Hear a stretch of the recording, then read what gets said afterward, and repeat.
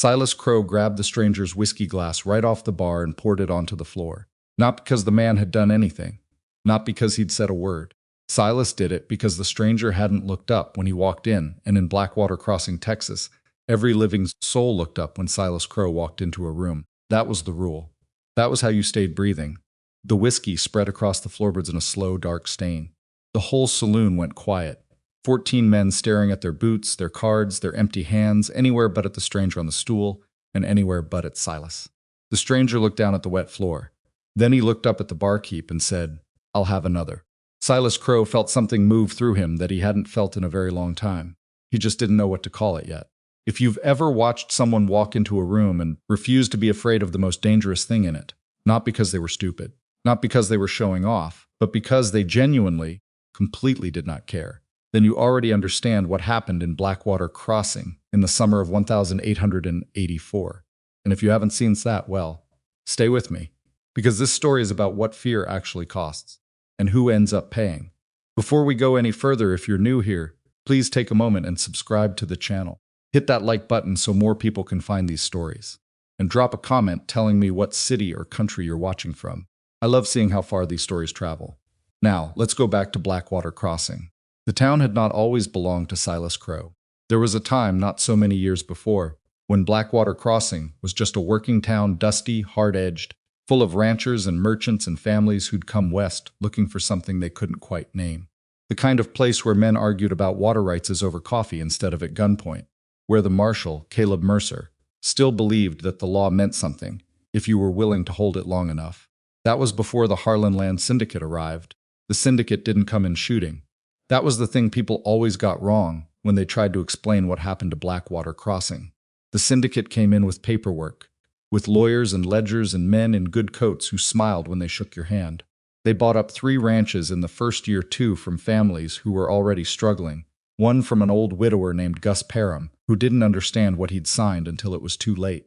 They got controlling interest in the water easement that fed the whole eastern valley, and they did it so quietly that by the time the other ranchers noticed, the document was already filed in the county seat. That was when Silas Crowe appeared.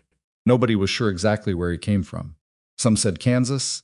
Some said he'd done work for a railroad operation up in Colorado and left before anyone could prove what kind of work it was. What everyone agreed on was this: he was fast, genuinely terrifyingly fast.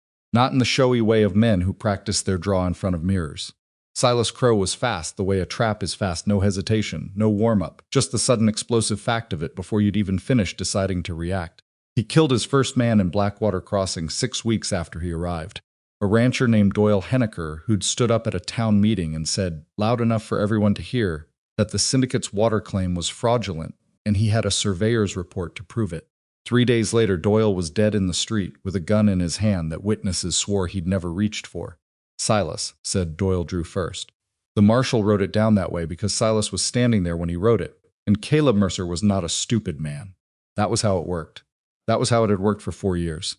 9 men in 4 years. 9 men who had pushed too hard, spoken too clearly, refused to bend when the syndicate needed them to bend. And after each one, the town got a little quieter, a little more careful. Men who'd once argued in the street started keeping their arguments inside their own heads, where it was safer.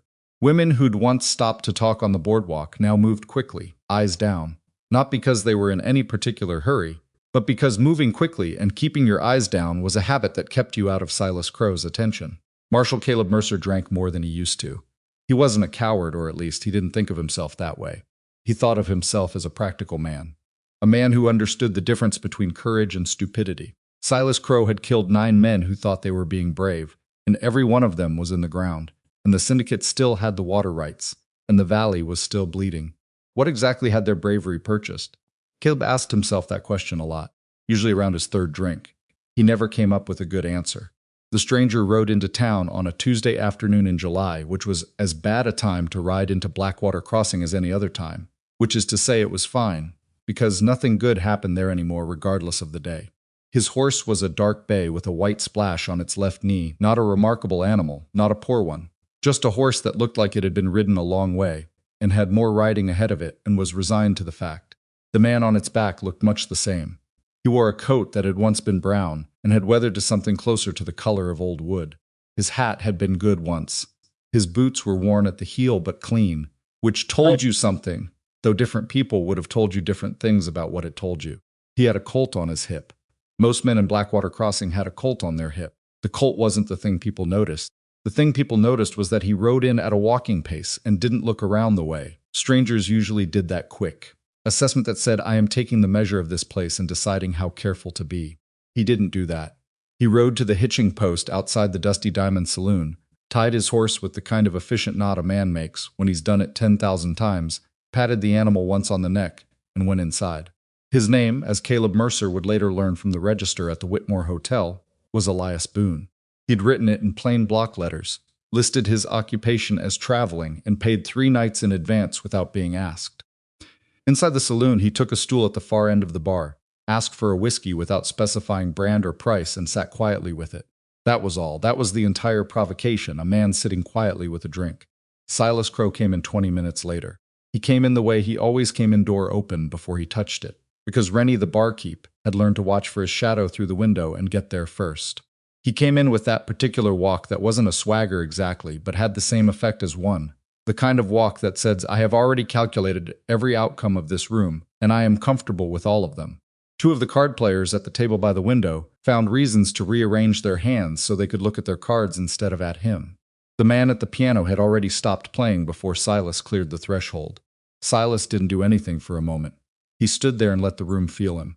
That was part of it, the pause, the letting people remember. Then he walked to the bar. He could have stopped at any point along the bar's length. It was a long bar. There were 17 empty stools between the door and the stranger at the far end. Silas walked past all 17 of them and stopped at 18, which was the one directly next to Elias Boone. Elias did not look up. Silas stood there for a moment, waiting for the look. The look always came. It was instinctive, the way a deer lifts its head when it hears something in the brush, even if it doesn't want to. Every man who had ever stood next to Silas Crowe in a saloon had given him the look within about 4 seconds. It wasn't even a conscious thing, the body just did it. Elias Boone's body didn't do it, he kept his eyes on his whiskey glass. Not in the studied, deliberate way of a man working very hard not to look. Silas knew that look too, the white-knuckled effort of it. This was different. Elias simply appeared to have no particular interest in what was standing next to him. Silas reached over and picked up the glass and poured it on the floor. Rennie behind the bar made a small involuntary sound and then immediately regretted making it. The 2 card players at the window table had both gone completely still. Even the dust in the air seemed to stop moving. Elias looked down at the wet floor. He looked at it for a moment, the way a man looks at a spilled thing and decides what to do about it. Then he looked at Rennie. I'll have another, he said. His voice was even. Not forced even, not the careful flatness of a man controlling himself, just even. The way a road is even when there's nothing particular going on with it. Rennie looked at Silas. Silas was looking at Elias. Elias was looking at Rennie, waiting for his drink with the mild patience of a man who had been waiting for drinks in Sansoon's his whole life, and understood that sometimes it took a minute. Rennie poured. Silas sat down on the stool beside the stranger. This was new. Normally by this point the sequence was already established: the poured drink, the look of fear or anger or both, and then the conversation that followed its inevitable path. He had a whole architecture of conversation built around the fear response, and he was good at it the way a mason is good at building a wall he's built 1,000 times. He knew where every stone went. But you can't build that wall when the other man won't hand you the first stone. He studied the stranger's profile. Not young, maybe 40, maybe older. The kind of face that had been in weather long enough that the weather had left a record of itself. There were lines at the corners of his eyes that came from squinting into sun, not from smiling. His hands on the bar were rough and still. You know who I am? Silas said. Elias picked up his fresh glass and took a drink. No, he said. It was such a plain, unadorned no that Silas almost asked him to repeat it. In 4 years in Blackwater Crossing, nobody had said no to that question. They might have been afraid to say yes, but the fear always showed in a too quick denial, in a stammer, in a look sideways that said, of course I know. Everybody knows. Please don't make this worse. Elias just said no like it was a fact about the weather. Silas Crowe, Silas said. Elias nodded very slightly. The way you nod when someone tells you their name and it means nothing to you, but you're being polite about the fact. Elias Boone, he said, and took another drink. Silas felt a specific and unusual sensation in his chest that he would not have been able to name if asked. It was not anger, he knew anger. Had made a long career out of cultivating it in others. It was something more like the feeling you get when you reach for a step and your foot finds empty air. People in this town know my name, Silas said. Good for them, Elias said. He was not being smart about it. He was not being provocative. He said it the way a man says that's interesting when he doesn't find it interesting. At a table in the back corner of the saloon, a man named Whitfield Crane sat with a glass of beer he had been nursing for an hour. Whitfield was one of the few remaining independent ranchers in the valley. He had a 300-acre spread about 6 miles east of town that the syndicate had been trying to acquire for 2 years, and he had been refusing them for 2 years at great personal cost. His wife had left last spring, not because she didn't love him, but because she had children to think about, and children needed a father who was going to be alive. That was how she'd put it. A father who was going to be alive. He watched the bar. He watched Silas Crowe sit next to the stranger and do the thing with the drink. He watched the stranger ask for another one. Whitfield Crane had been in Blackwater Crossing long enough to have watched Silas Crowe use fear the way a carpenter uses a hammer deliberately, efficiently, building something with it every time he swung. He had watched 9 men stand in Silas's attention and slowly understand that they had already lost. This was different. He didn't know what it was yet. He wasn't sure the stranger knew what he was doing. The stranger didn't look like he was doing anything. That was the thing that was different. Usually when a man resisted Silas Crowe, you could see the resistance, the set jaw, the hands that wanted to shake, the look in the eyes of a man holding himself together by the sheer force of deciding to. This man wasn't holding himself together. There was nothing to hold together. He seemed to have arrived at this moment already at peace with all the versions of it. Whitfield Crane put down his beer very carefully and did not move. Back at the bar, Silas was still trying to find the edge of the stranger. He tried mockery. He looked at Elias's coat and said something about it that was meant to land like a slap, an observation about the quality of the fabric that was actually an observation about the quality of the man. He'd used versions of this approach many times. It required a certain kind of pride in the target, the kind that lived right under the surface and could be touched if you pushed in exactly the right place.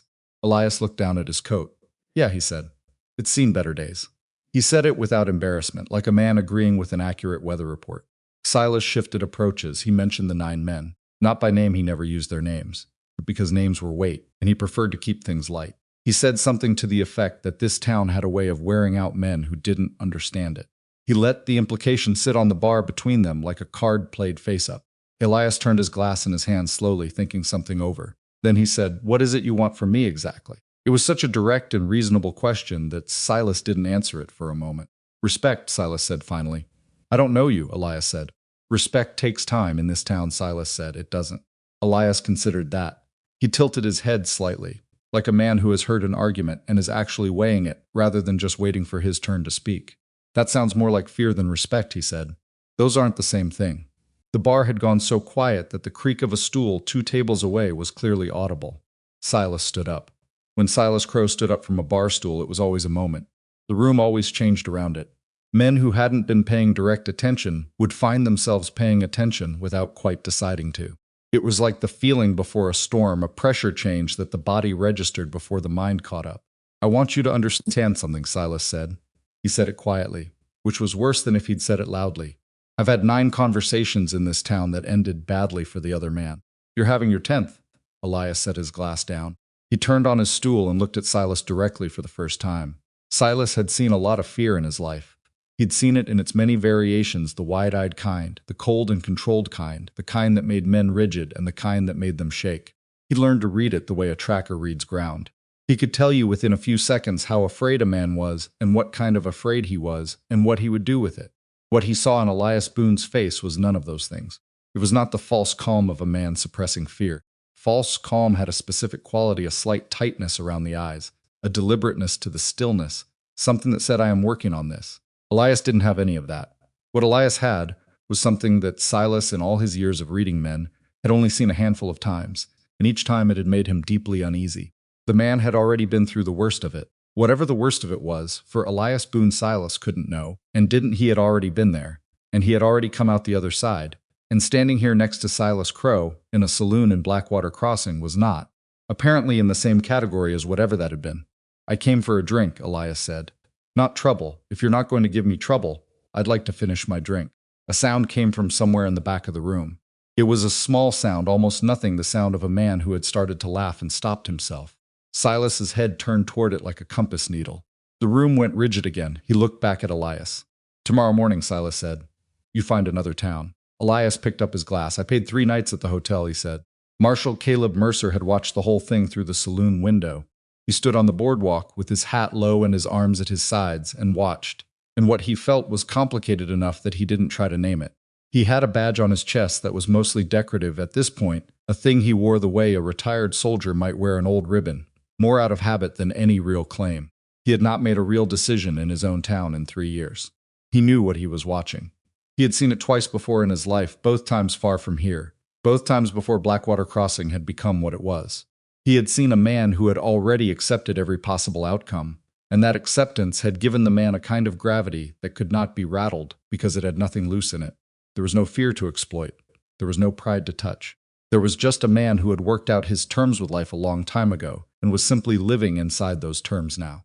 The first time Caleb had seen it, he'd been 22, and the man had been his commanding officer in a skirmish that had gone badly wrong, and the man had walked into something that should have killed him, and it hadn't. And afterward, the man had said nothing dramatic about it, because it wasn't dramatic to him. The second time, Caleb had been a young deputy in a town much smaller than this one, and an old trapper had walked into a situation that 5 armed men were convinced they had control of, and they'd been wrong. Both times, the thing that made the difference wasn't skill, or not just skill. It was that the man had stopped calculating. He wasn't thinking about whether he would survive. He had already thought about it, had already arrived at whatever conclusion he'd arrived at, and now he was just doing the next thing. Caleb Mercer turned away from the window and walked back to his office. He sat down in his chair and looked at the shotgun on the wall and thought about things he hadn't let himself think about in a long time. Inside the saloon, Silas Crowe had gone to the far side of the room and was sitting with 2 of his men, Dodd Frazier and a younger man everyone called Bent, on account of a collarbone that had healed wrong. They were not having a pleasant conversation. Silas's voice was low and controlled, but neither of the other men was meeting his eyes. At the bar, Elias Boone finished his whiskey. He considered the empty glass for a moment. He put a coin on the bar for Rennie, nodded at nothing in particular, and stood up. The room tracked him without appearing to track him. He walked to the door. He didn't walk fast or slow. He didn't look at Silas on his way out. Not pointedly, he just didn't. The door opened. The afternoon light came through, and then the door closed and he was gone. For a moment, nobody moved. Then Whitfield Crane picked up his beer and drank a long swallow and set it back down. He realized his hands were not shaking, which surprised him, because he'd been sure they were shaking. At his table across the room, Silas Crowe was staring at the closed door with an expression that Dodd Frazier had never seen on him before and could not quite identify. Dodd had ridden with Silas for 3 years. He knew his expressions the way a man knows weather signs. This one was new. Go find out about him, Silas said quietly. Dodd nodded and got up. That evening, Elias ate alone at the hotel dining room. He had a plate of beans and salt pork and a cup of coffee that was bad in the specific way. Frontier coffee was always bad, and he ate it all without complaint and read a 3-week-old newspaper that the hotel kept on the table for guests. Mrs. Whitmore, who ran the hotel with the efficiency of a woman who had survived 3 decades of the frontier and intended to survive 3 more, brought him his coffee and then stood for a moment longer than she needed to. You had a conversation with Silas Crowe today, she said. It wasn't a question. I had a drink near him, Elias said. He turned a page of the newspaper. That's the same thing, she said. Elias considered the paper. What's his arrangement with the syndicate? He asked. Mrs. Whitmore stiffened slightly. Then she looked at the door and then back at the man at the table. He gets paid for each problem he solves, she said quietly. The syndicate tells him what the problem is. And the marshal? She made a small sound that was not quite a laugh. Caleb Mercer is a decent man in an indecent situation, she said. He knows what's happening. He's just decided there's nothing to be done about it. Elias nodded once, slow, like he was filing something away. Thank you, he said and went back to his newspaper. Mrs. Whitmore walked back to the kitchen. She stopped at the door and turned. Mr. Boone, she said. He looked up. The last man who sat in that chair and asked those questions was a lawyer named Theodore Cass, she said. He came out from Dallas to look into the syndicate's water claim. That was 8 months ago. Elias waited. He's buried on the East Hill, she said. If you want to see the grave, it's the one without a marker. She went through the kitchen door. Elias looked at the space where she'd been standing. Then he looked at his coffee. He picked it up and drank it, though it was very bad. Dodd Frazier came back to Silas around 9 o'clock with what he'd been able to gather, which was not much. Elias Boone. From somewhere east of here, one man thought Kansas, one man thought Missouri, had worked cattle drives some years back, had done some work as a hired hand on a few different ranches up in the territory, none of them for very long. Nobody had any paper on him. Nobody could say for certain they'd seen him in a gunfight, but nobody could say they hadn't either. He's nobody, Dodd said. Silas was quiet for a moment. He doesn't look like nobody, Silas said. Dodd shrugged. In his experience, most men who turned out to be nobody looked like somebody at first. That was usually how the disappointment worked. Silas was thinking about the bar, about the poor drink and the response to it, which had been no response at all, or rather a response so mild and so complete, and so utterly uninterested in his presence that it felt like the most pointed thing anyone had said to him in years. Because the thing about fear, the thing about building a whole life around it, was that it required participation from the persons being afraid. It was a transaction. He provided the threat, and they provided the fear, and the exchange happened, and the world remained organized the way it was supposed to be organized. This man had not completed the transaction, and the incompleteness of it was sitting in Silas Crowe's chest like a splinter that needed to come out. "I want him gone by morning," Silas said. Dodd nodded. "I'll talk to Bent. We'll go by the hotel." "No," Silas said quickly. Then slower, "Not the hotel," he thought about it. "Tomorrow in the street, I'll deal with it myself." Dodd looked at him. After a moment, he said, "Silas, he's nobody. He's not worth it. He made me look like something," Silas said, in front of everyone. He said it without raising his voice, which made it worse. "I need that fixed." Dodd nodded slowly. He didn't say anything else. Across town in his small office, Caleb Mercer was writing in the ledger. He kept under his desk not the official ledger, the other one, the one nobody else would see until after he was dead, which might be soon enough. He wrote about the day, about what he'd seen, about a man sitting at a bar in a coat that had seen better days, drinking whiskey, and the specific quality of stillness he'd had. He wrote, "I have not seen a man so completely at ease in a dangerous place since the Colorado campaign. I don't know what he's been through, but he has been through something." He paused. He wrote, "I think tomorrow is going to be a problem." He looked at what he'd written. He crossed out problem and wrote reckoning. Then he put the ledger away and sat for a long time in the dark. In his room at the Whitmore Hotel, Elias Boone sat on the edge of the bed and cleaned his Colt with a cloth he carried for exactly that purpose. He did it slowly and carefully, the way a man does something he has done so many times it no longer requires thought, just attention, just presence.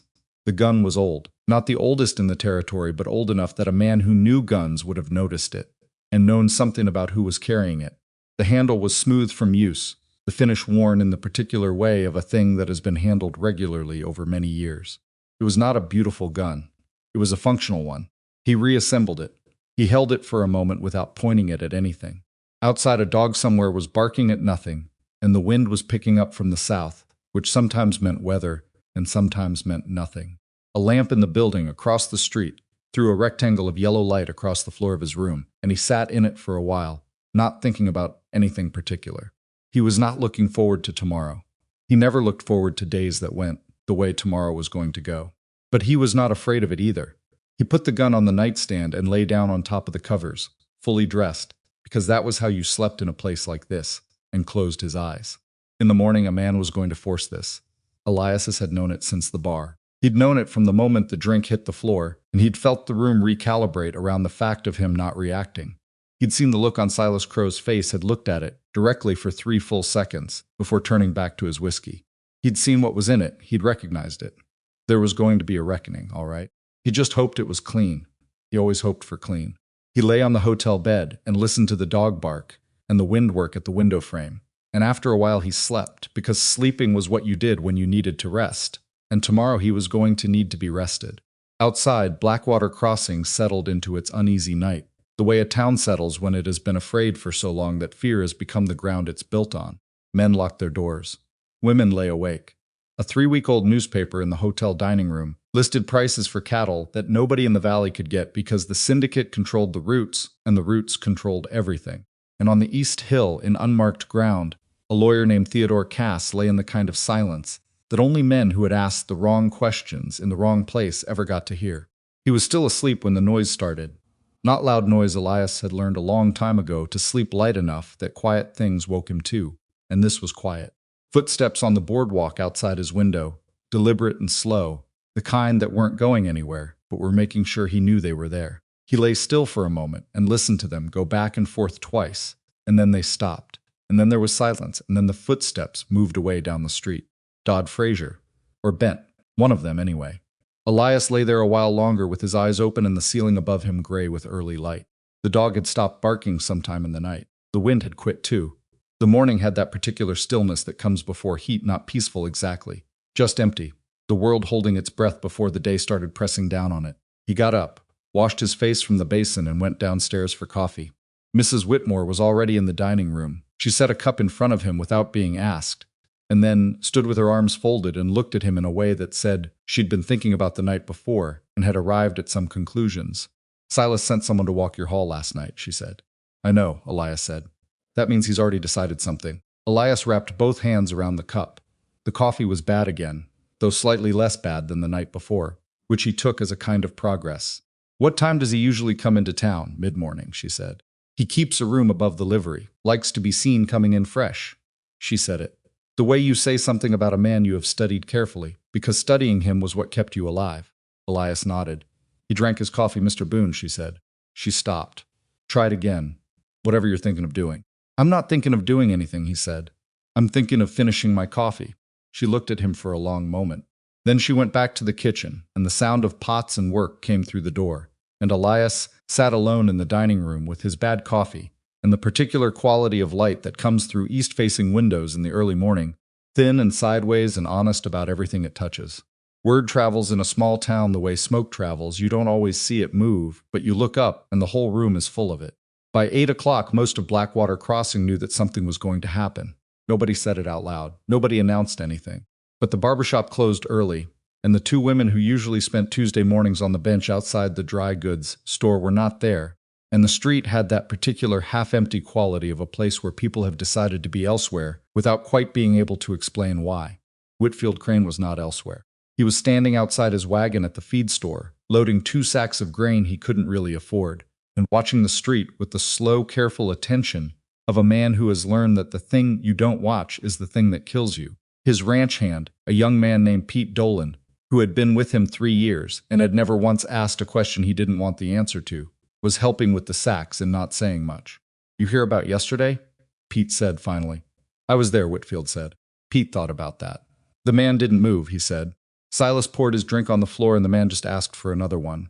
He shook his head. Not in admiration exactly. More in the way you shake your head at something you can't quite get the shape of. What kind of man does that? The kind that's already worked out where the bottom is, Whitfield said.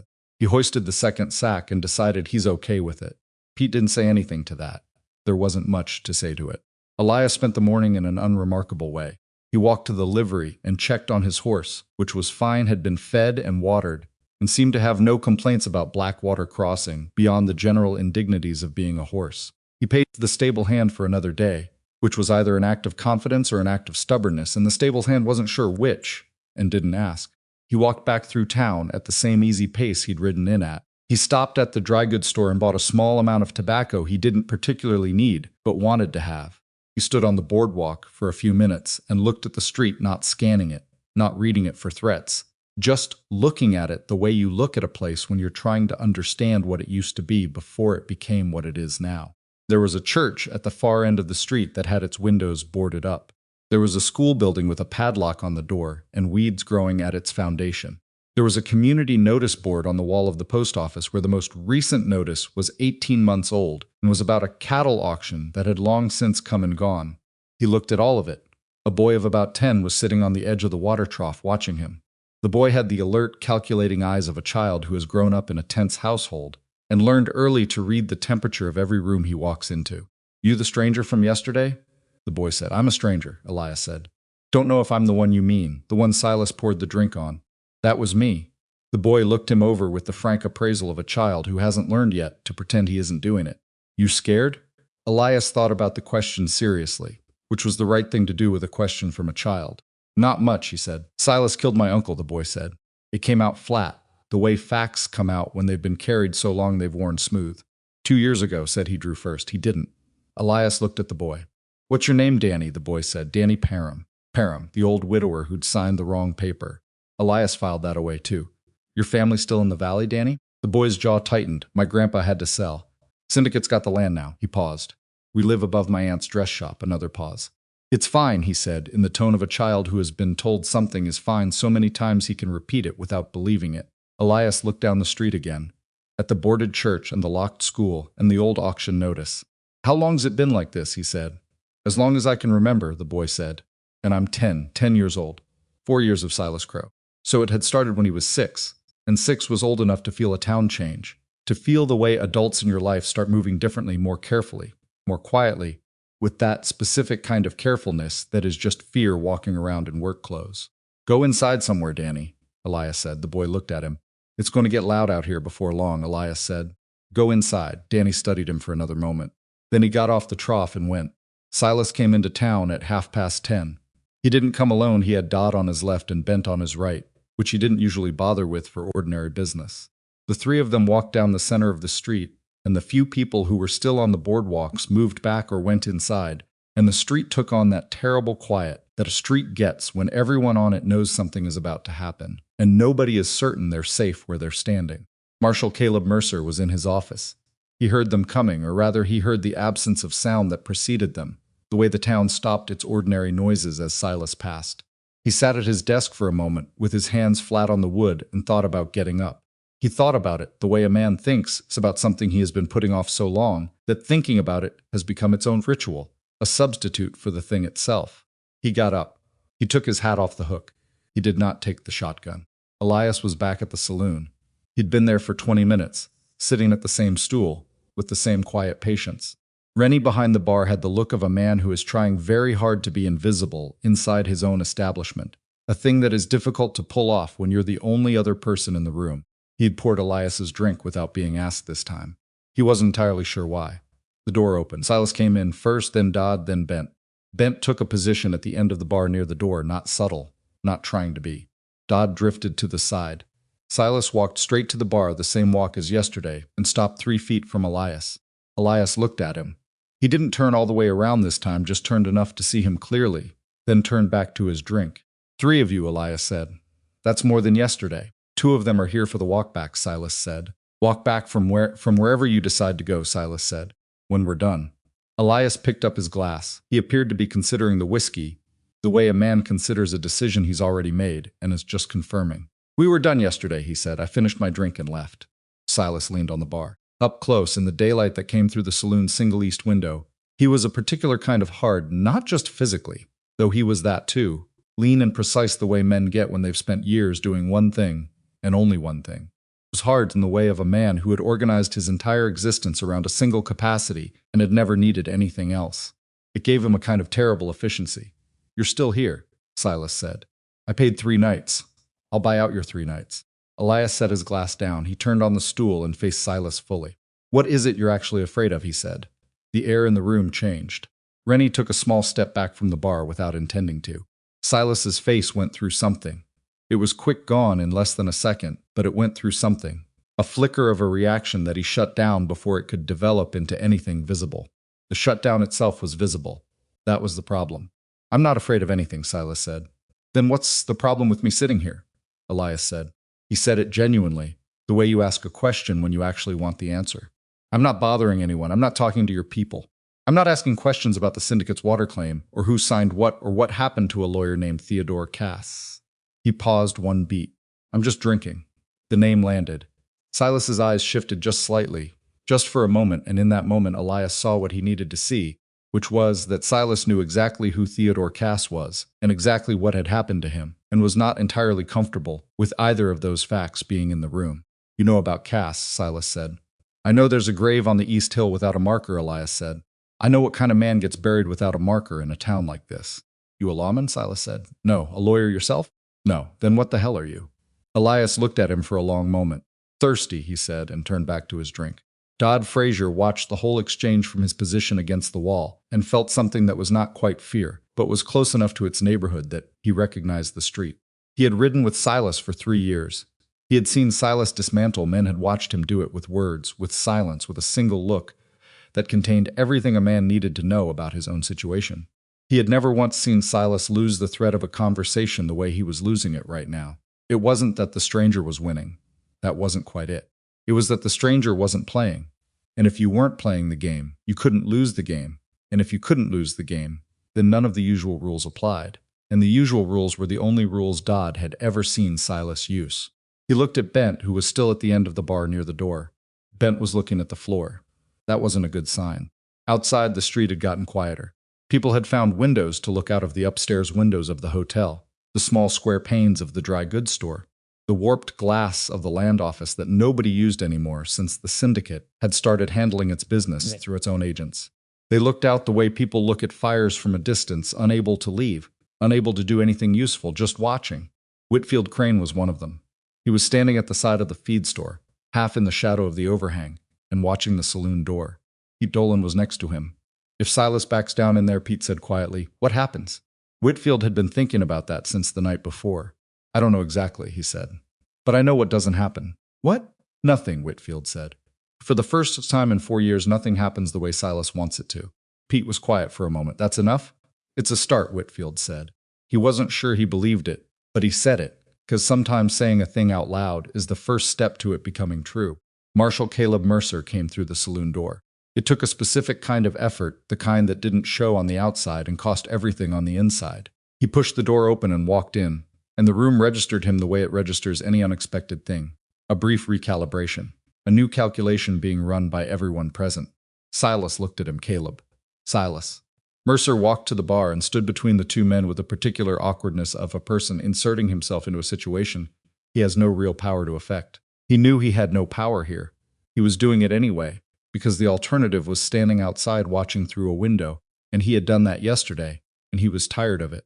He looked at Elias. "You're Boone." "Yes," Elias said. "You plan on being trouble?" "No," Elias said. Mercer looked at Silas. "You plan on making it?" Silas looked at the marshal with an expression that a man would use for a dog that had done something unexpected. Not angry, exactly. Just recalculating. "This is a private conversation," Silas said. "Public saloon," Mercer said. He was surprised to hear his own voice come out level. He hadn't been sure it would. "Everything in it is my business." Silas studied him for a long moment. They had an arrangement, had had it for 4 years.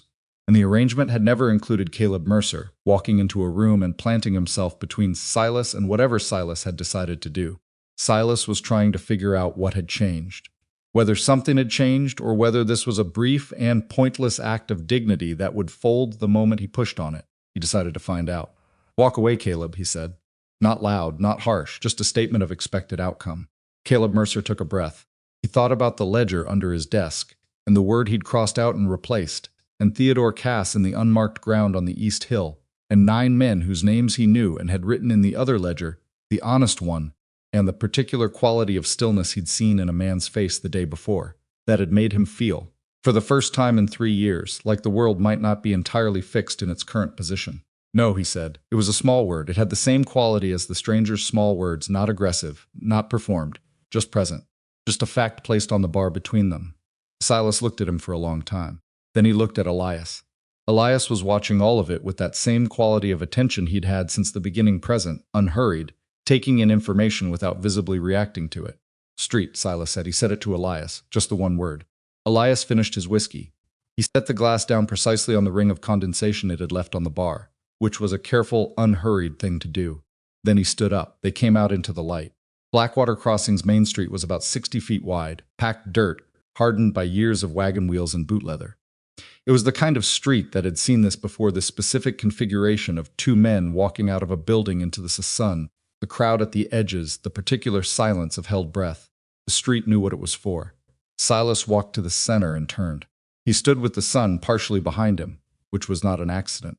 He had thought about angles and light in the way that a man thinks about the conditions of his work.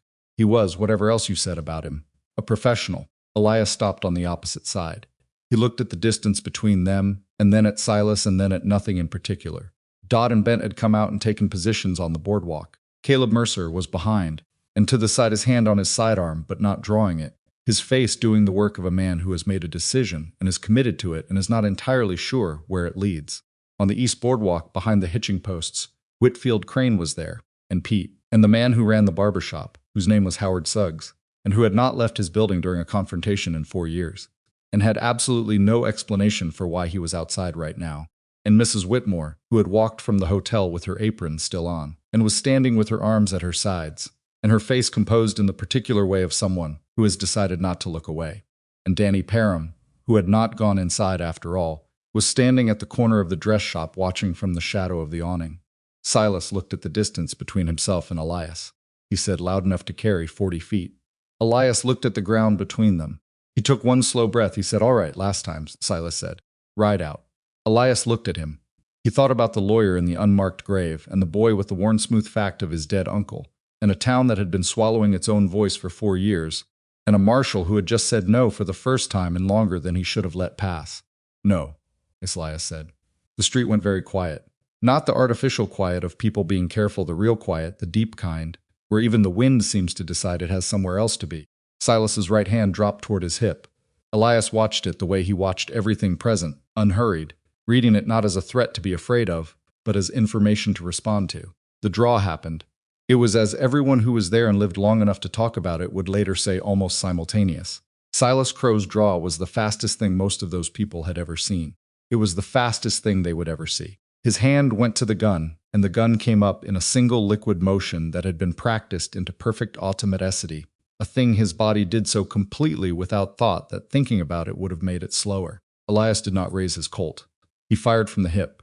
One motion, the gun barely clearing the holster before it went off, not the refined, aimed, picture-perfect draw of a man who was trained for dueling, but something else entirely. Something that was less about accuracy at range and more about the particular violent efficiency of a man who has survived things that required a different kind of fast. The kind of fast that happens when you have no margin and no distance and no time for anything neat. 2 shots, almost one sound. Silas's bullet cut the air 6 inches from Elias's left ear. If Elias had been standing the way men usually stand at 40 feet squared up, presenting their full chest, it might have been different. He wasn't. He had angled, unconsciously or not, in the last fraction of a second before the draw, and the difference was 6 inches in everything. Elias's shot hit Silas Crowe in the chest, left of center. The most feared man in the territory stood for a moment. He stood there with the gun still in his hand and something moving across his face that Caleb Mercer, watching from 15 feet away, would later try to describe and find he couldn't. Not adequately, not in words that felt like they did the thing justice. It was not fear. It was something further along than fear, something on the other side of it. It was the expression of a man who has built his entire world on a single fact and has just discovered the fact was wrong. Then his knees went. Then he was down. Nobody moved for a long moment. Dodd Frazier had his hand on his own gun but hadn't drawn. He stood very still on the boardwalk and looked at Silas on the ground and worked through what he was seeing with the slow, grinding effort of a man whose model of the world has just been broken and who needs to build a new one before he can do anything else. Bent was not looking at the gun or at Elias. He was looking at Silas. Just at Silas. His face was the face of someone who has lost something they thought was permanent. Elias had not moved. He stood at his end of the street with the Colt in his hand and the smoke drifting sideways from the barrel, and he looked at what was in the street. And his face was the face of a man doing something necessary that he wished he didn't have to do. Not triumphant, not relieved, just present in the specific and costly way of a man who has been through enough of these moments to have fully understood what they cost. Caleb Mercer walked forward. He walked to the center of the street and crouched next to Silas Crowe, and he checked what he needed to check, and then he stood up and looked at Dodd. "His gun is drawn," Mercer said. He drew first. He said it clearly, loudly enough for the boardwalks to hear. "That's what I saw. That's what I'll write." Dodd looked at him. Something worked behind Dodd's eyes. He had his own calculations to run his own suddenly uncertain future to reckon with. His value to the syndicate had been tied entirely to Silas. Without Silas, he was just a man with a gun in a town that was starting to look at him very differently than it had looked at him 30 seconds ago. He took his hand off his gun. On the boardwalk, Howard Suggs, the barber, let out a breath that he had been holding so long it came out shaky. Next to him, without knowing he was going to do it, Whitfield Crane put his hand on the post beside him and held it. Elias walked forward slowly. He stopped next to Caleb Mercer and looked at Silas Crowe, and then he reloaded his Colt slowly, deliberately, one round at a time while everyone watched. It was not a performance. He always reloaded immediately. It was a habit, built over years, of understanding that the moment after is just as dangerous as the moment during. He clicked the cylinder closed. He looked at Dodd. He looked at Bent. Neither of them moved. Elias nodded once at nothing and turned and walked back toward the saloon. He pushed through the door. He went to his stool. He sat down. Rennie was behind the bar with both hands flat on the wood and his eyes wide, and he looked at this man who had just come back in from the street and was sitting on his stool, and he said the only thing he could think to say. "Another one?" Elias set his Colt on the bar next to the ring left by his glass. He looked at the ring. He looked at the empty glass. "Yeah," he said. Outside on the street, Blackwater Crossing was very quiet for a moment, and somebody coughed. Somebody else moved. The ordinary sounds of a place started up again, shuffling boots, a horse somewhere, the creak of a boardwalk plank under a shifting weight, and they were small sounds, ordinary sounds, the sounds of a town that had been holding its breath for 4 years and was not sure yet what to do with the air. But it was breathing. That was the thing. For the first time in a very long time, it was breathing. Mrs. Whitmore walked back to the hotel with her apron still on. Whitfield Crane stood for a long moment with his hand on the post before he let go. In the shadow of the dress shop awning, Danny Parham looked at the street, and then at the saloon door, and then at the street again. And his face had something in it that his face hadn't had when he'd climbed off the water trough that morning, though he couldn't have told you what to call it. And Caleb Mercer stood in the center of the street, with his hand resting on his badge, and the afternoon light coming down at the particular angle it comes at in Texas in July, which is not kind to anything but tells you exactly what's there, and he thought about what he was going to write when he got back to his office. Not the official ledger, the other one. He thought he was going to need several pages. Rennie poured without being asked, and the whiskey went into the glass, and the glass sat on the bar, and Elias sat on the stool, and for a while that was the whole world inside the dusty diamond. The sounds from the street came through the walls in pieces, voices low and uncertain, the sound of boots moving on dirt. At some point Elias couldn't have said exactly when he heard the particular drag and thump of something heavy being moved, and he knew what that was, and he did not look up. Rennie was wiping the same section of bar he had already wiped 3 times. He was doing it because his hands needed something to do, and the bar was the only thing available. He was a compact man in his mid-40s with the kind of face that had absorbed a great deal without showing most of it, and right now it was absorbing this. "How long you been in Blackwater Crossing?" Elias said. Rennie looked up, surprised to be spoken to. 11 years, he said. "What was it like before?" Rennie stopped wiping. He thought about it, and the thinking itself seemed to cost him something, the effort of reaching back, past 4 years of a certain kind of life, to remember a different kind. "Loud," he said finally. "Arguments on Saturday nights about stupid things. Fences and water and who owed who, nobody got killed over it." He paused. It felt like a lot at the time. Elias nodded. "Funny," Rennie said, "how loud feels like a problem until the quiet starts." Caleb Mercer came through the door 20 minutes later. He had his hat in his hands, turning it slowly by the brim, the way men turn hats when they need to do something with their hands, and don't want to look like they need to do something with their hands. He sat down 2 stools from Elias and looked at the bar, and then at Elias, and then at the bar again. "Dodd and Bent rode out," he said. Elias said nothing. "They took their gear from the livery and went south," Mercer said. "I watched them go." He put his hat on the bar. "I didn't stop them." "Nothing to stop them for," Elias said. "They didn't draw." Mercer nodded slowly. He was quiet for a moment. Then he said, "I wrote my report. Fair fight." He drew first. He said it plainly, without drama, the way a man states a thing he has already decided. "That's what I saw. That's what happened," Elias said. "Yes." Mercer looked at his hat. "It is." Rennie poured a second glass without being asked and put it in front of the marshal, which was something he had not done in 3 years without being asked first. Mercer looked at the glass and then picked it up. They drank in silence for a moment. "The syndicate's going to hear about this by tomorrow," Mercer said. "They've got a man who rides out twice a week with reports. He went yesterday, so they won't know until Thursday at the earliest. But they'll know." He turned his glass. "When they do, they're going to send someone." "What kind of someone?" "Depends on how scared they are." Mercer thought about it. "Could be legal, could be another gun. Which are they more likely to do?" Mercer considered this carefully, the way a man who has been watching a particular operation for 4 years considers what it will do when its circumstances change. "Legal first," he said. "They've got lawyers in Dallas. Good ones. They'll want to know what they're dealing with before they spend money on anything else." He set his glass down. "But if the legal angle doesn't close things off, then a gun," Elias said. "Then a gun," Mercer agreed.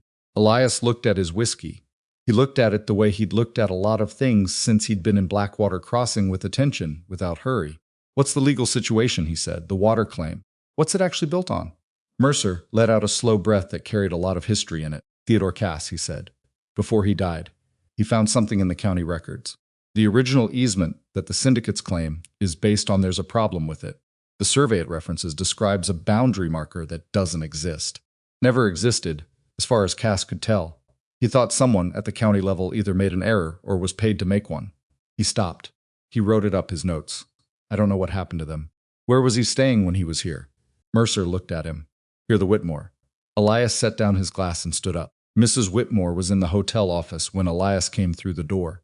She was at her desk, writing in a ledger that tracked occupancy and payments, though she stopped writing when she heard his boots on the floorboards. She looked at him and seemed to be making some kind of assessment. Whatever she concluded, she set her pen down. "Theodore Cass," Elias said. "His belongings. What happened to them when he died?" She was quiet for a moment. "The syndicate's man came 2 days after," she said. "A man named Pruett. He said he was there to collect Cass's professional papers on behalf of the client who'd hired him." Her jaw tightened slightly. "I didn't know what to do. Cass had no family that came." Pruitt had a letter that looked official. Did he take everything? She looked at him for a long moment. Then she stood up and went to the back of the office, to the shelf that ran along the wall, and reached up and brought down a small flat box, the kind used for stationery, that had been sitting behind two larger ledgers, where it was not visible unless you were looking for it. Pruitt was in a hurry, she said. She put the box on the desk. He went through Cass's room himself. He was methodical about it. I watched him from the door. She looked at the box. But he didn't look in the laundry. Cass had given me a shirt to wash the day before he died. He'd wrapped these in it. Inside the box were 12 sheets of paper. They were handwritten, dense with notation, with references to survey records and filing dates and deed numbers. Elias looked at them without touching them, just read down the top sheet, taking in the shape of what was there. You kept these, he said. I didn't know what else to do with them, she said. I was afraid to throw them away and afraid to show them to anyone. She paused. Caleb knew Cass was onto something, but Caleb couldn't. She stopped. Started again. He wasn't in a position he is now, Elias said. She looked at him. Is he? Elias picked up the box carefully. Can I take these to him? She thought about it. She had thought about it, he suspected, many times over 8 months. Yes, she said, take them. Mercer read the notes at his desk, while Elias sat across from him in the office's one other chair, which had a leg that was slightly shorter than the other three, and rocked slightly when you shifted your weight. The marshal read slowly. He was not a man who skimmed. He read the way you read something that matters, going back over sections, following references, occasionally stopping to stare at a particular line, the way you stare at something that confirms what you were afraid was true. When he finished, he set the papers down and sat back. The boundary marker, he said. Yes, Elias said. It's on Gus Parham's old land, Mercer said, or what used to be his land. The marker that the easement references, it's described as a stone cairn at the junction of the East Fork and the main creek. There is no stone cairn there. There's never been one. He looked at the papers. Cass checked the original survey that the syndicate's deed cites. The survey exists, but the cairn it describes was never built. The survey references a completed boundary marker that was never actually placed, which means the easement is built on a survey that describes something that doesn't exist, Elias said. Which means any lawyer who gets these papers in front of a district court judge and can put a surveyor on the stand to testify that the marker isn't there, Mercer said, has a real argument that the entire water claim is void. He was quiet for a moment. Cass knew this. He was going to file in district court in Austin. He looked up. He didn't get the chance. Elias said nothing. Mercer picked up the papers carefully. I need to make copies of these, he said, and I need to get the original somewhere safe. Somewhere the syndicate can't, he stopped. Looked at Elias. You're not a lawman, you said that. No. And you're not a lawyer. No. Mercer studied him. Then what are you doing here? He said it without accusation, genuinely, the way a man asks a question he's been holding for a day and a half and has finally decided to ask. You didn't come here for the syndicate. You didn't come looking for Silas Crowe. You came for a drink. That's what you said. Elias looked at the short-legged chair's uneven relationship with the floor. I came through, he said. I've been coming through places like this for a while. He paused. Sometimes a place needs something to change before it can start changing itself. Sometimes that's all. Mercer looked at him. That's not much of an answer. No, Elias agreed, it isn't. Mercer seemed to decide not to push it. He looked at the papers again. I know a man in San Antonio, a lawyer named Aldridge. He's honest, genuinely honest, which is rarer than it ought to be. If I can get these to him, along with a sworn statement about what Cass found and what happened to Cass. He stopped. That's a big sworn statement to make, Elias said. Yes, Mercer said. He said it flat and plain. It is. The news moved through the town the way news moves when it's been building pressure for years and finally finds a crack fast, and in all directions at once. By afternoon, people who had not spoken directly to one another in months were standing together on the boardwalk, talking. Not the guarded, careful half-conversations of a town under surveillance, where every sentence was calculated for how it might be repeated, real talking. The disorganized and urgent kind where several people are trying to say things they've been keeping to themselves, and it all comes out at once. Whitfield Crane was in the middle of it. He had not intended to be. He had gone to the dry goods store for the second time that day, which he didn't need to do, but he needed to be somewhere that wasn't his wagon. And Mrs. Aldrin, who ran the store, had been talking to Howard Suggs from the barber shop, and then Pete Dolan had come in, and then 2 men from the ranches east of the Parham property, brothers named Carver, who had been trying to hold their land through a combination of legal delay and staying very quiet, and had not been succeeding well at either. They'll send someone else, the older Carver brother said. His name was Robert. He was a large man with a weathered redness to his face that could have been anger or sun or both. Silas being gone doesn't change what the syndicate wants. Changes what they've got to make it happen, Pete said. They'll get someone else, Robert said again. He said it the way a man says something he needs other people to disagree with so he can stop believing it. Maybe, Whitfield said. Or maybe they start looking at whether this whole thing is worth the trouble it's turning into. He was thinking about what Mercer had told him. Briefly, on his way back from the office, the papers, the survey, the missing cairn. Mercer hadn't told him everything but enough. If there's a legal challenge to the water claim, a real one, in district court the syndicate's in a different position. They're not just dealing with ranchers who can be scared off. They're dealing with a judge. Judges can be bought, Robert Carver said. Some of them, Whitfield said. Not all of them. The conversation went in circles for a while, the way conversations do when people are working through something they don't have all the information for. What was underneath it, what Whitfield could feel under every word, like the ground after a long rain, was something he hadn't felt in the valley in 4 years. Wasn't hope exactly. Hope was too fragile a word for it. It was more like the return of a possibility that had been considered closed, the possibility that they might not lose. Elias spent the afternoon in his room. He had the 3-week-old newspaper again, but he wasn't reading it. He was sitting in the chair by the window with it open on his knee and looking at the street below, not watching for anything specific, just watching the way a man watches a place when he's trying to understand what it needs. He could hear them down there. The voices, more voices than there had been yesterday or the day before. People moving differently. Not running, not hiding, just moving. The way people move when they remember that they're allowed to. He thought about Dodd and Bent riding south. He thought about the syndicate's man who would ride out Thursday with his report and what that report would say and what would happen after. He thought about a lawyer named Aldridge in San Antonio, whom he had never met. He thought about a missing stone cairn at the junction of a creek fork and 12 sheets of paper that a man had died for, and what those papers might be worth if they were in the right hands, in the right court at the right time. He thought about the boy Danny and the smooth, flat fact of the dead uncle, and what it costs a child to carry something like that before they're old enough to have armor for it. He didn't think he was a good man. He had never thought that. He had done things that good men didn't do, in places and circumstances that good men were smart enough to avoid.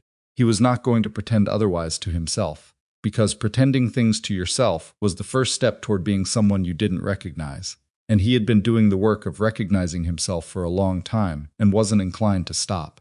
But he knew the difference between a place that was broken and had given up, and a place that was broken and hadn't, and Blackwater Crossing was the second kind.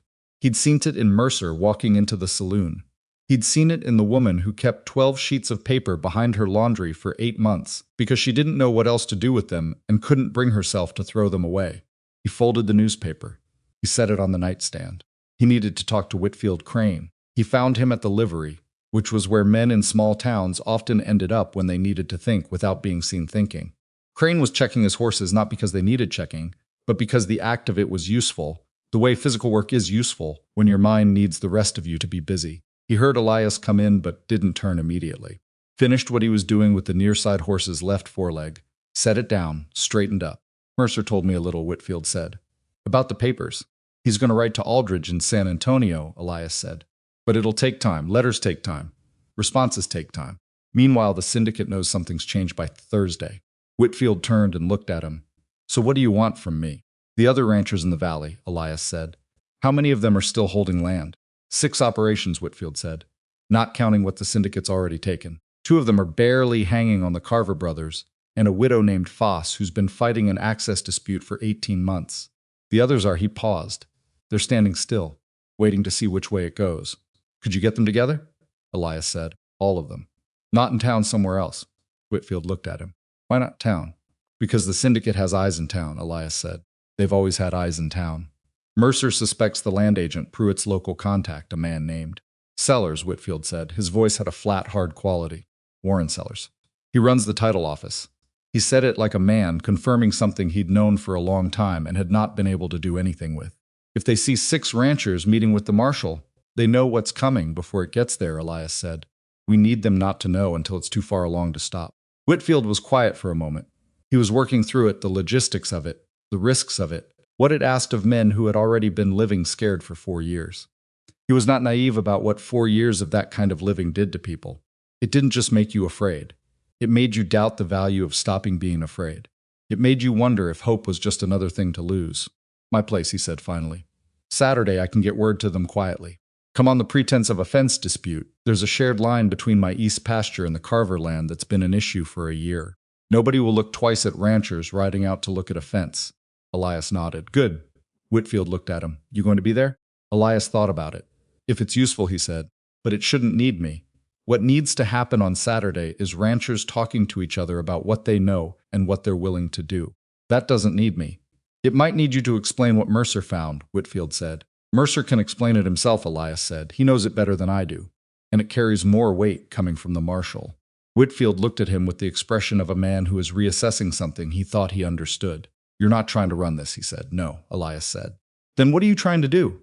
Elias thought about it honestly. Get it started, he said. That's all. Get it started and make sure it's pointed in the right direction. That evening, a rider came into Blackwater Crossing from the north. He was not the syndicate's Thursday man, it was only Wednesday. He was a different kind of rider entirely, the kind that the valley had not seen in some time, a young deputy from the county seat, barely 20, with county documents in his saddlebag, and the slightly overwhelmed look of a young man who had ridden 3 hours alone and was now trying to look like it hadn't bothered him. He went to Mercer's office. Caleb was still there. He'd been there most of the day, working on the statement he was going to send to Aldridge and making the copies of Cass's notes in a careful hand. He opened the door for the deputy and let him in and read the documents the young man had brought. Then he sat down. What is it? Elias said from the doorway. He'd come by to check on the copies and had arrived to find the deputy's horse at the rail. Mercer looked up. His face had something in it that was complicated and difficult to read quickly. District judge, he said. A circuit judge named Harlan, not connected to the syndicate. I know him a little. He's a reasonable man. He's passing through the county seat next week. Tuesday. He looked at the document. He's hearing land cases. It's a scheduled circuit. He looked up at Elias. Cass was trying to get on his docket. He'd filed a request before he died. The request was granted? The court didn't know he was dead, Mercer said. It was granted 3 weeks ago. The notice was sent to his Dallas address. He held up the document. His firm in Dallas forwarded it to me, because I was listed as the local contact. The room was quiet for a moment. Tuesday, Elias said. Tuesday, Mercer said. 6 days. The deputy was looking back and forth between the two of them with the expression of a young man who has stumbled into something larger than the errand he was sent on. Mercer looked at Cass's notes. He looked at his copies. He looked at the statement he'd been drafting. I need to get to San Antonio, he said. Aldridge needs to see this in person, not by letter. He needs the original notes. He needs my statement. And he needs to know about Tuesday. How long to San Antonio? Hard ride, 2 days. That leaves 4 days to get back. Barely enough, Mercer said. They looked at each other. Go, Elias said. Mercer stood up. He began organizing the papers with the efficiency of a man who has made a decision and doesn't want to think about it too carefully, because thinking about it too carefully might show him the ways it could fail. The town I'll be here, Elias said. Mercer stopped. He looked at him. You said you came through. You said you were passing through. I paid 3 nights, Elias said. Mercer almost smiled. It didn't quite get there, but it got close. 3 nights is up tomorrow. Then I'll pay 3 more, Elias said. Mercer left before dawn Thursday morning. He went quietly, with Cass's original notes wrapped in oilcloth in his saddlebag, and his own written statement in a separate pouch, and a short letter of introduction that Elias had helped him phrase in the hours between midnight and 3 in the morning, sitting at the marshal's desk with a lamp between them. The letter was addressed to Aldridge. It explained who Mercer was and what he had and what he needed. It was direct and plain, and did not oversell the case, because overselling a case to a good lawyer is the fastest way to lose his confidence. Elias had learned that somewhere along the line, in circumstances he did not go into, and Mercer had trusted him on it. When the marshal was gone, Elias went back to the hotel. He slept 3 hours, which was more than he'd expected. He got up, washed, and went downstairs. Mrs. Whitmore was at her post, which she always was. She put coffee in front of him. He went, she said. Statement, not question. Yes, Elias said. Is it going to work? Elias wrapped his hands around the cup. I don't know, he said. It might. The legal case is real. The judge is real. The notes are real, he paused. Real things don't always work out, but they have a better chance than invented ones. She nodded slowly. She stood for a moment with her hands at her sides, and then she said, Pruitt is coming back. Elias looked up. He comes every 2 weeks to collect the syndicate's paperwork from sellers, she said. He's due Friday, she paused. He's not a gunfighter. He's an administrator. But he's the syndicate's eyes here. When he arrives and finds Silas dead and Mercer gone, he'll send words immediately, Elias said. Not wait until Thursday. Yes, Elias thought about this. Pruitt arriving Friday. Word reaching the syndicate by Saturday at the latest faster than they'd calculated. We need to move the meeting up, he said. Whitfield's meeting with the ranchers. It needs to be Friday before Pruitt gets here. Can you get word to Whitfield this morning? Elias was already standing up. He caught Whitfield at his wagon on the edge of town, loading the grain he'd bought 2 days ago, and hadn't yet taken home because 2 days ago it had seemed less urgent. Elias told him in 30 seconds what he needed to know. Whitfield listened without interrupting, which was something Elias had noticed about him. He actually listened, rather than simply waiting for his turn. Friday's tighter, he said when Elias finished. Robert Carver is at his south pasture today, won't be back until tonight. The widow Foss, she's got a sick hand, she might not be able to leave the place. Get who you can, Elias said. The Carvers and the widow Foss matter most. They're the ones with the most to gain from a legal challenge. The others, if they come, good. If not, the core of it can still work. Whitfield nodded. He was quiet for a moment, his hand on the side of the wagon. When Mercer gets back with Aldridge. If he gets back with Aldridge, Elias said. When Whitfield said. He said it firmly, the way a man decides to say a thing. When he does, will Aldridge take the case? If the notes are what Mercer thinks they are, Elias said, Aldridge will take the case. And if the judge rules the easement void, then the syndicate's water claim collapses, Elias said. And without the water claim, their entire land strategy in this valley falls apart. They built everything on controlling the water. It's the foundation. Whitfield stared at the road ahead. He had the look of a man who has spent 4 years digging in for a siege and is now being asked to imagine what comes after it. It was a disorienting kind of imagining. I've been telling myself for 3 years that I was staying because I was stubborn, he said. Because I was too damn stubborn to let them have it. He paused. Maybe that was true. But there were nights he stopped, started again. There were nights I wasn't sure stubborn was enough. It was enough to keep you here, Elias said. That's what it needed to be. Whitfield looked at him. He seemed to want to say something else and decided against it. He climbed up onto the wagon seat. Friday, he said. My place, noon. Noon, Elias said. He watched the wagon move off down the road, and then he turned and looked back at the town, at the boarded church and the locked school, and the notice board with its 18-month-old announcement, at the water trough where a 10-year-old boy had sat with a smooth, worn fact about his dead uncle, and told to a stranger because there was nobody else to tell it to. He stood there for a moment in the morning sun. Then he went back to the hotel because there was work to do, and standing in the street, looking at things wasn't the work. And he had always been better at the work than at standing around thinking about whether it mattered. It mattered. He was fairly sure it mattered. That was going to have to be enough. And somewhere on the road south, on a hard horse with oilcloth-wrapped papers in his saddlebag and a sworn statement in his coat pocket, Marshal Caleb Mercer was riding toward a lawyer he'd never met, in a city he hadn't been to in years, carrying the weight of every name in his honest ledger, and the particular specific costly hope of a man who has finally decided to stop being practical about impossible things. Pruitt arrived Friday morning earlier than expected. He came in on a good horse better than most men in Blackwater Crossing Road, which was the kind of detail that told you something about the organization behind him. He was a trim man in his late 40s with a narrow face and small, careful eyes that moved constantly, registering and cataloging everything they touched. He wore a dark coat that was too heavy for July but gave him a look of professional authority he clearly valued. He had a leather satchel over one shoulder and no visible weapon, which did not mean he was unarmed, and everyone who watched him ride in understood that. He went directly to the title office. Warren Sellers had it open and waiting, which meant Sellers had been watching for him, which meant Sellers had known the approximate time of his arrival, which meant there was a system to this that had been running smoothly for long enough that it had become routine. Elias watched from the hotel window as Pruitt tied his horse, adjusted his satchel, and went through the title office door without looking left or right. He gave it 20 minutes. Then he went to the title office himself. Sellers was behind his desk when Elias came through the door, and Pruitt was in the chair across from him with an open ledger between them, and both men looked up with the particular expression of people interrupted in something they preferred to keep private.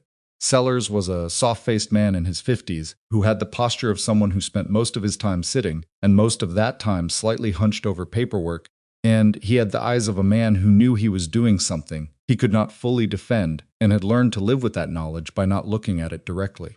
Pruitt looked at Elias. Elias looked back at him. "Office is open to the public," Elias said. He said it pleasantly, which made it worse. "Sellers," said Mr. Pruitt and I are in the middle of "I'll wait," Elias said, and sat down in the chair by the door. The silence in the room had a specific texture. Pruitt closed the ledger with a measured, deliberate movement, the kind that said he was a man who controlled his reactions and was doing so now. He looked at Elias with the calm, assessing attention of someone who has just received new information and is processing it without letting the processing show. You're the man from the saloon, Pruitt said. Elias Boone, Elias said. Pruitt nodded once slowly. I've heard, I imagine. Pruitt studied him. He was doing the same thing Silas had done, trying to find the edge, read the shape of the man, figure out what he was. The difference was that Pruitt was doing it with his mind rather than with intimidation, which made him a different kind of problem. What is it you want, Mr. Boone? He said, straight to it. No performance. Same thing I always want, Elias said. To conduct business in a public office. And what business would that be? I'm interested in property records, Elias said. Specifically the easement filings related to the East Fork water rights. As a member of the public, I'm entitled to review any document filed in this office. Sellers made a sound. It was a small involuntary sound, not quite a word. Pruitt's eyes stayed on Elias. Those records are available by appointment, Sellers said. Your sign says walk-ins welcome. Elias said there was no sign. They all knew there was no sign. But calling the bluff required someone to say there was no sign. And nobody in the room particularly wanted to be the one to say it, because saying it confirmed that the policy was being invented on the spot. Pruitt stood up. He picked up his satchel and the ledger, and he did it with the calm efficiency of a man who has run into unexpected complications before and knows the correct response is not to escalate. Mr. Sellers, he said, I'll return this afternoon. He looked at Elias one more time. Not threatening, assessing, storing, Mr. Boone, he said and walked out. Elias watched him go. Then he looked at Sellers. Sellers looked like a man standing on ice that he had just heard crack. I don't know what you think you're doing, he said. His voice was not entirely steady. I told you what I'm doing, Elias said. I want to look at the easement filings. He paused. Specifically, I'm interested in the original survey document that the syndicate's water claim is based on. The one that references the boundary cairn at the East Fork Junction. Sellers went still. It was the particular stillness of a man who has heard a specific thing that tells him someone knows more than they should. That document is on file, Elias said. By law, it's public record. I'd like to see it. Sellers looked at the door Pruitt had just walked through. He looked back at Elias. He was running a calculation that Elias could almost watch, weighing what Pruitt would want against what the law actually required, weighing his own exposure against the syndicate's reach, weighing the fact that the man who had been protecting that reach for 4 years was currently in the ground on the east side of town. He went to the filing cabinet. The document was exactly what Cass's notes had described. Elias read it carefully, standing at the counter because Sellers had not offered him a chair, and he had not asked for one. He read the survey description 3 times. The language was precise, professional, and described a stone cairn at the junction of the East Fork and the main creek with specificity that implied the author had seen it personally. Surveyed March 14, 1878. Surveyor, a man named Poole, listed as operating out of the county seat. Elias folded none of it. He touched only the edges. He read it and he remembered it, which was something he was good at, and then he set it back on the counter. Is Poole still operating in the county, he said. Sellers, who had been watching him from behind his desk with the expression of a man watching someone handle something explosive, said, I don't know. He was lying. Elias could tell because of the way he didn't quite meet his eyes when he said it, and because a man in Sellers's position would absolutely know the status of a surveyor whose work underpinned the most significant land transaction in the county's recent history. But pressing the lie right now would only make Sellers more defensive and less useful. Thank you for the records access, Elias said and walked out. Pruitt was waiting on the boardwalk. Not directly outside the door, he'd positioned himself at the end of the boardwalk, near his horse, which could have been read as simply a man waiting near his horse. It was close enough to the door that he had clearly seen when Elias came out, and far enough that it couldn't be called blocking. Walk with me, Pruitt said. It was not a request exactly, but it was not a threat. It was the tone of a man who wants a conversation and is extending the courtesy of framing it as optional when it isn't quite. Elias walked with him. They went down the boardwalk to the end of the block and stopped where the shade ran out and the full July sun started. Pruitt stood with his back to the sun, which put Elias squinting slightly, which was the same kind of small tactical positioning that Silas had done with the light on the street. Different type of man, same instinct. I'm going to be direct with you, Pruitt said. That would be a change of pace, Elias said. Pruitt almost smiled. Not quite. The syndicate will move past this, you understand that. What happened with Silas, that's a problem, and I won't minimize it. But the organization is larger than any one man, and the legal basis for its operations in this valley is sound. Is it, Elias said. The survey stands, Pruitt said. The survey describes a cairn that doesn't exist, Elias said. I'd think you'd want to know that before you made claims about what stands. Something moved across Pruitt's face. It was brief and controlled, but it was there. Where did you get that information? From the survey, Elias said, which I just read, which is a public document. Anyone can read a survey document, Pruitt said. Interpreting it is another matter. There's a district court judge named Harlan who will be at the county seat Tuesday, Elias said. He has a land case on his docket. I wonder what he'd think of the interpretation. The silence between them had weight. Pruitt looked at him for a long moment. He was not a man who panicked, Elias could see that. He was a man who processed, who calculated, who managed. He was managing right now. What is it you actually want? He said, not aggressive. Genuinely asking in the way of a man who prefers negotiation to conflict and is looking for the terms. I want this valley left alone, Elias said. The ranchers. The water. The land they've been working for 20 years. I want the syndicate to take its fraudulent easement and walk away from it before a judge makes them. Pruitt looked at the street. He looked at the title office window. He looked at his horse. He was doing a great deal of looking at things that weren't Elias, which meant he was doing a great deal of thinking. That's not a decision I can make, he said finally. I know, Elias said. But you're the one who writes the report that goes back to the people who can. He paused. Write it accurately, Mr. Pruitt. Write what the survey actually says. Write what a district court judge is going to do with a fraudulent easement and a dead lawyer and 9 men whose manner of death is a matter of honest record. He paused again. Write all of it. Pruitt looked at him one more time. Then he walked back toward his horse without another word. Elias stood in the sun and watched him go, and thought that Pruitt would probably write a very accurate report, because Pruitt was the kind of man who protected himself first. And right now protecting himself meant being the one who told the truth about the situation, rather than the one who'd been caught, pretending it was different than it was. The meeting at Whitfield Crane's place happened at noon as planned. 6 people came, the Carver brothers, Robert and James, the widow Foss, who had left her sick hand in the care of her daughter, and ridden 8 miles alone because she had decided that was what the situation required. A rancher named Dutch Pell, a quiet German-born man who had been in the valley for 12 years and had never said much in any public setting but arrived at Whitfield's with his hat in his hands and the look of a man who has finally gotten tired of being quiet, and a woman named Clara Brandt, who ran the smallest ranch operation in the valley with her 2 teenage sons since her husband's death 2 years prior, and had been fighting a separate water access dispute with the syndicate that everyone in the room knew was connected to the same fraudulent easement. Elias was there as Whitfield had asked him to be.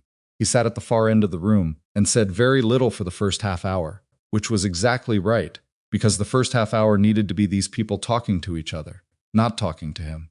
They talked. Some of it was disorganized. Some of it was old grievances finding their way out, because this was the first space in 4 years that felt safe enough to hold them. Robert Carver said something sharp about the widow Foss's land dispute that he then apologized for, which cost him and was the better for it. Dutch Pell described, in his slow and careful English, the moment 2 years ago when a syndicate agent had come to his door with papers that were not what they were presented as, and how he'd signed because there was a man with a gun on his horse 20 feet away. Nobody in the room expressed surprise. Several of them nodded.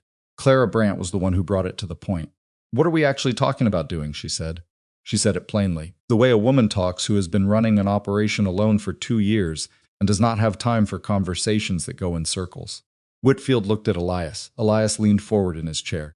He laid it out the survey. The missing cairn, Cass notes. Mercer riding to San Antonio, the judge on Tuesday.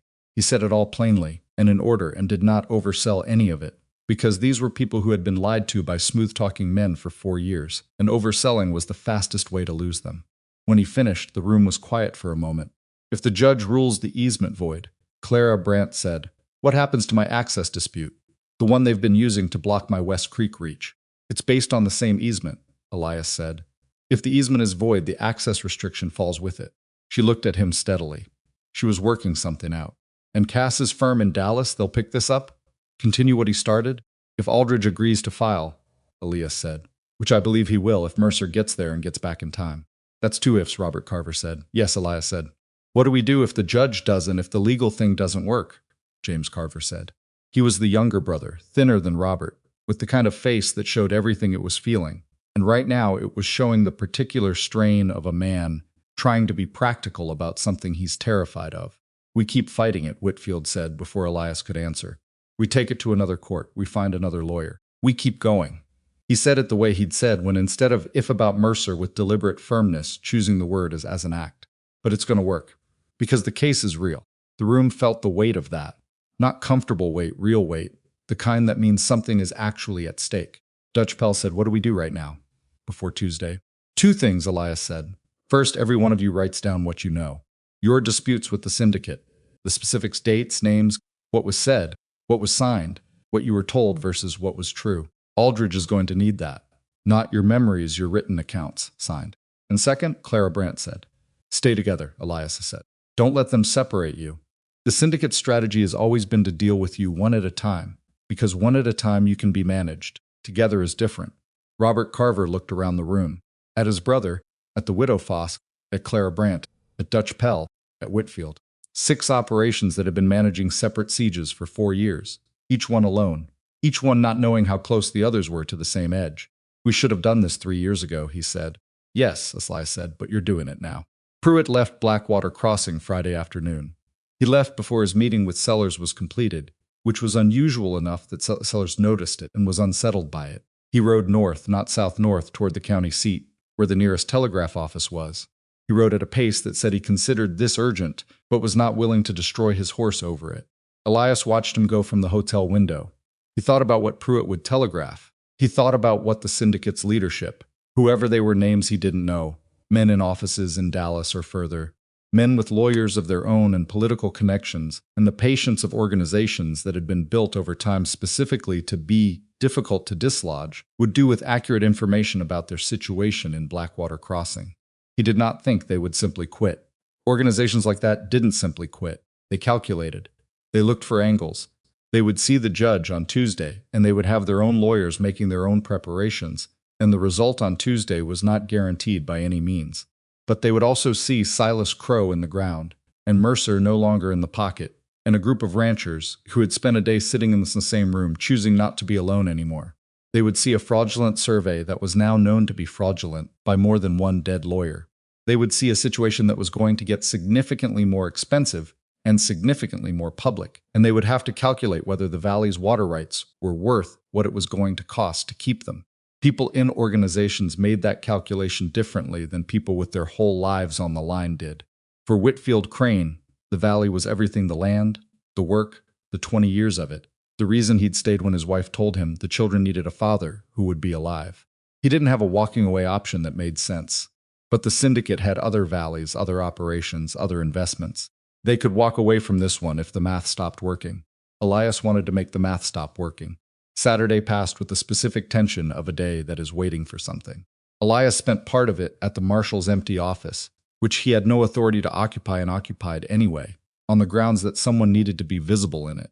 He sat at Mercer's desk and read through the copies of Cass's notes that Mercer had left behind, 2 complete sets, one of which Elias had suggested sending by post directly to the district court in Austin, care of Judge Harlan, on the theory that documents in the judge's possession were harder to make disappear than documents in anyone else's.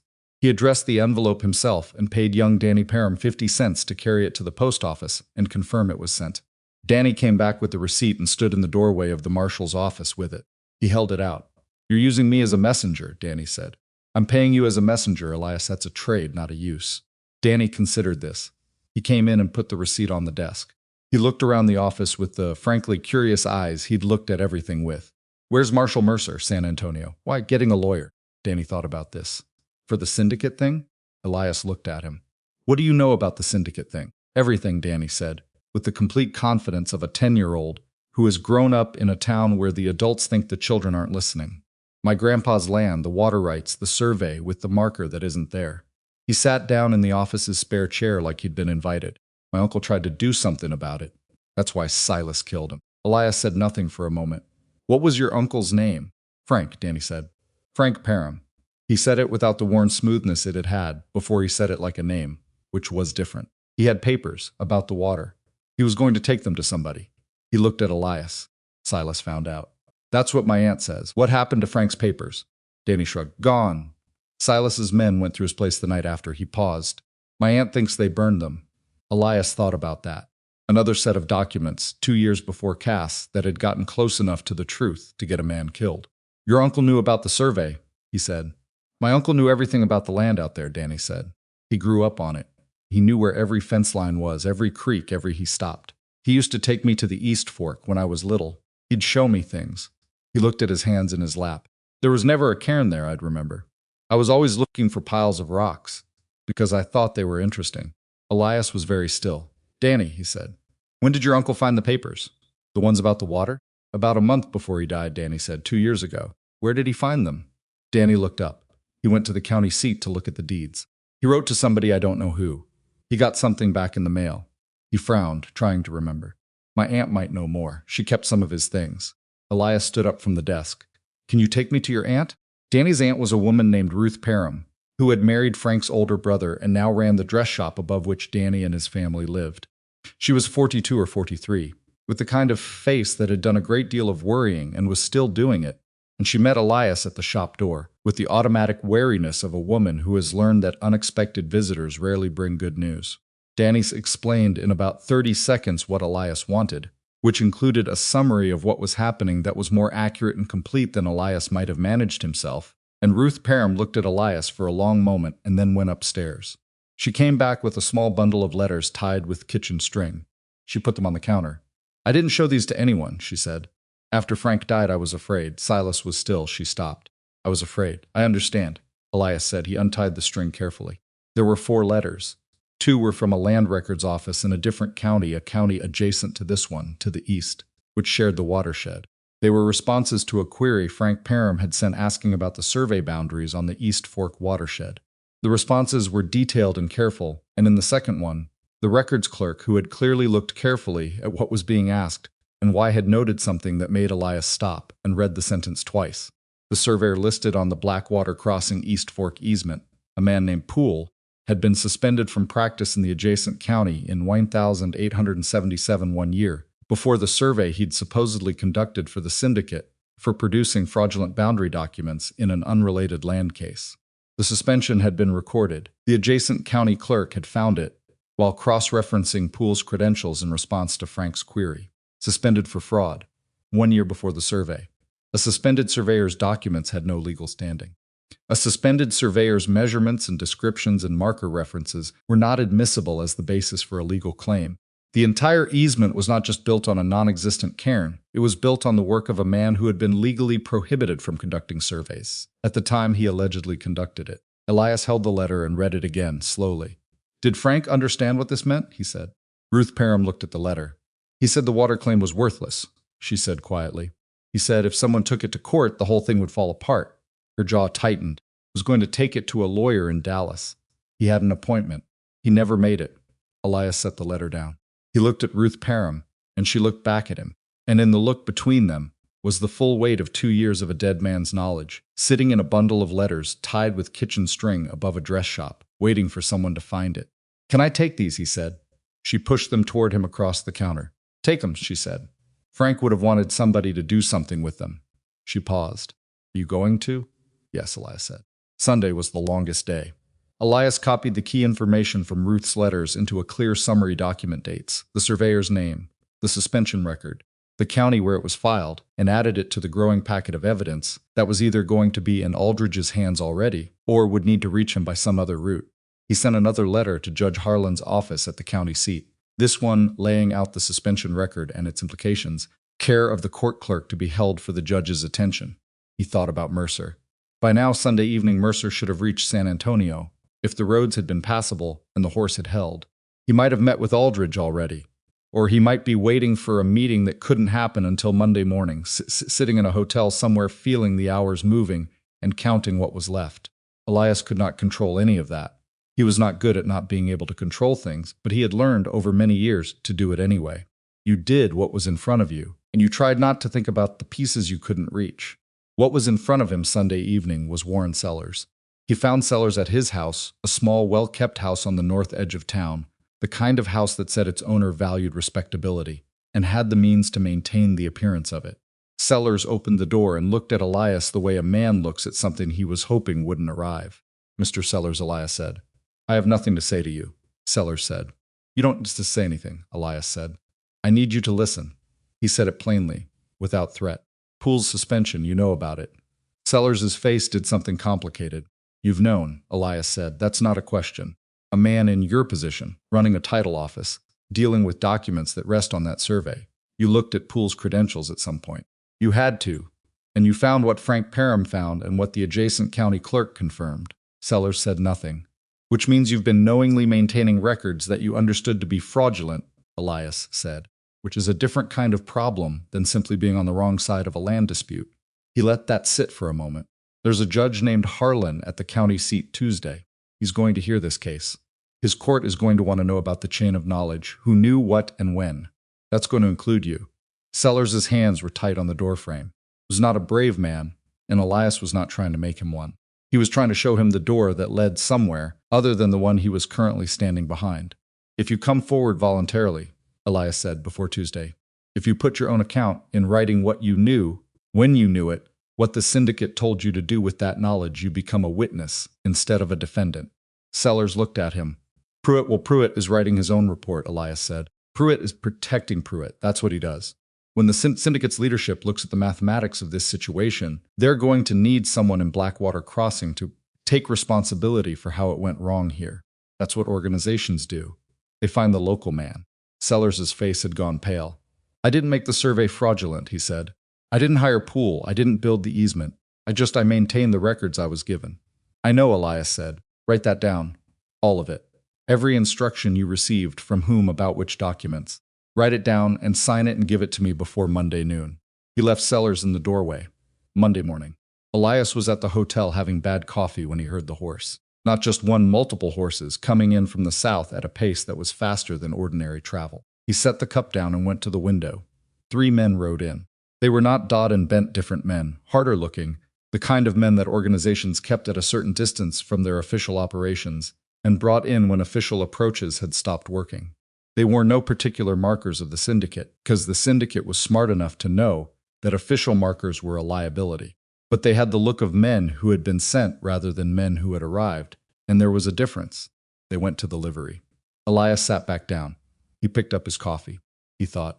The syndicate had gotten Pruitt's telegraph and had responded faster than he'd calculated. Either Pruitt had been more alarmed than he'd seemed, or the organization had been monitoring the situation more closely than Elias had given them credit for, or both. 3 men in Blackwater Crossing the day before the judge's hearing was not an accident. He thought about Whitfield and the others at their ranches, spread across the valley.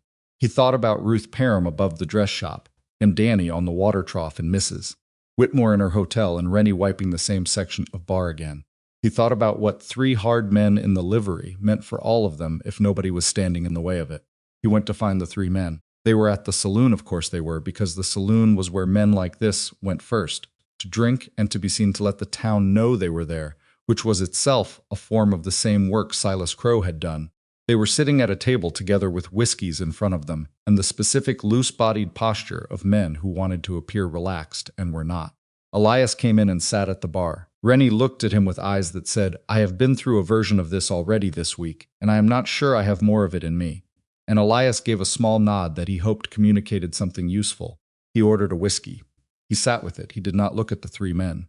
One of them came to the bar. He was the largest of the 3, a man, with the kind of physical size that had probably opened most of the doors in his life, and had made him believe that was the natural order of things. He stood next to Elias and did not order a drink. You Boone, he said. Yes, Elias said. We heard about you, the man said. Most people in this town have, Elias said. It's a small town. The man looked at him. He was trying to do the same reading everyone did, trying to find the fear or the pride or whatever it was that gave you leverage. He wasn't finding it, for the same reason nobody else had found it. You're not a lawman, the man said. No, Elias said. Then you've got no authority here, neither do you, Elias said. He said it mildly, like a man observing something neutral. You're 3 men in a public saloon. That's all you are right now. He picked up his glass. There's a district court judge at the county seat tomorrow. He's got a land case on his docket. The evidence for that case is already in the mail to his clerk, and there are 6 ranchers in this valley who have written accounts of their dealings with your organization, signed and witnessed, that are in a lawyer's possession in San Antonio. He drank, set the glass down. Whatever you came here to do, ask yourself what it gets you, what it gets your organization in front of a judge tomorrow. The man was quiet for a moment.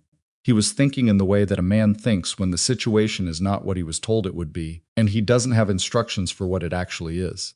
We were told this was handled, he said, not to Elias, almost to himself. Not quite, Elias said. The man went back to his table. The 3 of them talked in low voices for a few minutes. Then 2 of them got up and went back to the livery. The 3rd, the large one, stayed at the table for a while longer, drinking his whiskey and looking at the wall, before he followed them. By noon, all 3 horses were gone from the livery. Rennie watched them go from the window and then turned around and poured Elias another whiskey without being asked. You knew they'd leave, he said. No, Elias said honestly. But I thought they might. What would you have done if they hadn't? Elias looked at the glass. Something else, he said. Whatever was next. It was not a satisfying answer, and he knew it, and Rennie seemed to know it too, but neither of them said anything more about it. Because sometimes the honest answer is unsatisfying, and pretending otherwise doesn't help anyone. It was Monday. Tomorrow was Tuesday. Somewhere on the road north from San Antonio, if everything had gone as it needed to go, a marshal named Caleb Mercer was riding back toward a town that was holding its breath, and a judge who was about to hear the full weight of 4 years of deliberate fraud laid out in front of him in a county courtroom, in the clean, unforgiving language of documents and sworn statements, and a stone cairn that had never existed, and a surveyor who had not been permitted to practice his trade on the day he supposedly practiced it. And that night, Warren Sellers came to the hotel and handed Elias 12 handwritten pages, signed at the bottom of each one, that described in careful and complete detail everything he had known and been told to do and had done for the last 4 years. Elias took them. He read them through once, standing in the hallway, while Sellers watched him with the look of a man who has just put everything on one side of a scale and is waiting to see which way it tips. Thank you, Elias said. Sellers nodded once tightly. He went back down the stairs and out the door, and Elias listened to his footsteps on the boardwalk until they faded. And then he went into his room and added Sellers's pages to the packet and sat down on the edge of the bed in the lamplight and thought about what tomorrow needed. It needed Mercer. It needed Aldridge. It needed a judge willing to look at evidence rather than at the syndicate's name on the letterhead. It needed all the things that had been put in motion to actually arrive where they were pointed. He had done what he could do. The rest was moving on its own now, in the hands of people who were going to have to carry it further than he was going to be here to carry it. He put the lamp out. He lay down. Through the window, the East Hill was invisible in the dark, and in the dark the unmarked grave of Theodore Cass was invisible with it. But Elias knew it was there. He thought about the lawyer who had come this far alone, with the same papers, and had not had what Elias had that Cass hadn't. Not skill, not luck. Time. Cass hadn't had enough of it. Tomorrow, Elias thought, they were going to use every hour of the time they had. Mercer rode in Tuesday morning at 7:30. Elias heard the horse before he saw it, a hard-used animal coming in at a pace that said the rider had been pushing since before first light. He was at the window already, the way he'd been at the window a lot over the past few days. And he saw Mercer come down the main street, looking like a man who had not slept in 2 days, which was because he had not slept in 2 days. The horse was lathered. Mercer's coat was road gray with dust. He had the particular upright postures of a man keeping himself together through the application of sheer will and the knowledge that he had not quite finished yet. Behind him on a second horse rode a man Elias had never seen. He was in his 50s, compact and precise in his bearing, with a dark suit that had survived the road better than Mercer's coat, and a leather case strapped behind his saddle. He wore spectacles, which he was adjusting with one hand as he rode, and he looked at Blackwater Crossing with the frank, measuring attention of a man who has been told a great deal about a place and is now checking the account against the reality. Aldridge. Elias was downstairs and on the boardwalk before they reached the hitching post. They had 20 minutes before they needed to leave for the county seat. That was what Aldridge said, after he had dismounted, introduced himself with a handshake that was brief and firm, and looked at the packet of documents Elias put in his hands. He read fast the focused, efficient reading of a man who had spent decades extracting what mattered from dense text, and had no patience for reading any other way. He read Cass's notes. He read the survey. He read the letter about Poole's suspension. He read Sellers's 12 pages. He read the rancher's written accounts, 6 of them, which Whitfield had brought to town that morning at 6, arriving before anyone else was awake and leaving them with Mrs. Whitmore. He read all of it standing on the hotel boardwalk while Mercer sat on the steps with his hat off and his head in his hands, using the 20 minutes to be briefly horizontal with gravity. When Aldridge finished, he looked up. The surveyor's suspension is the foundation, he said. If Poole was suspended from practice at the date of the survey has no legal standing. Everything built on it collapses. He tapped the letters from the adjacent county. These are county records, official. That's not an allegation, that's documentation. He looked at Sellers's pages, and this a sworn statement from the man who maintained the fraudulent records in the title office. This is frankly more than I expected to have walking in. Will it be enough, Elias said. Aldridge looked at him over the spectacles. For today? To have the easement reviewed and a stay issued on any further land actions in this valley? Yes. For a full ruling voiding the easement and all actions taken under it? That will take longer. Weeks, possibly months. but the stay is what matters today. Once the judge issues a stay, the syndicate can't move on any of the remaining properties until the case is resolved. How long will the stay hold? Indefinitely if the legal case is sound, Aldridge said. Which it is. He looked at the papers again. Cass did excellent work. He found everything that mattered. He just ran out of time to use it. Mercer looked up from the steps. His eyes were red from road dust and lack of sleep. He died for it, he said. Aldridge was quiet for a moment. Yes, he said, he did. He put the papers carefully back into the packet. Let's make sure it counts for something. The county seat was 3 hours' ride, which meant they were not going to make it on horseback in time. That was the problem none of them had said out loud yet. The hearing was at 10. It was already nearly 8. 3 hours of hard riding on already tired horses was not going to get them there before the docket moved past the case. Whitfield Crane solved it. He had arrived that morning with the written accounts and also, as it turned out, with his wagon, a good flatbed, with a 2-horse team, that he'd hitched up before dawn on a hunch that something would need hauling. He was standing with it at the edge of the street when Elias came out of the hotel looking at the distance problem, and Whitfield took one look at Elias's expression and said, "Get in." A wagon was slower than a horse on a straight road, but Whitfield's team was fresh and the road to the county seat was more flat than not. And Whitfield had been driving that particular road for 15 years and knew where it curved and where it didn't and how much speed you could carry through each section without losing a wheel. They went fast. Aldridge sat in the back with his case on his knee, organizing his argument in his head in the focused internal way of a man running through it one more time. Mercer sat up front with Whitfield and held on to the rail and did not fall asleep, which cost him. Elias sat in the back with Aldridge and did not say anything, which was what the moment needed. At 9:43, they pulled up in front of the county courthouse. Judge Harlan was a man of 60, with a gray beard, and the permanently tired expression of a man who has been hearing other people's arguments about land and money for 30 years and has no illusions left about human nature, but keeps showing up anyway because somebody has to.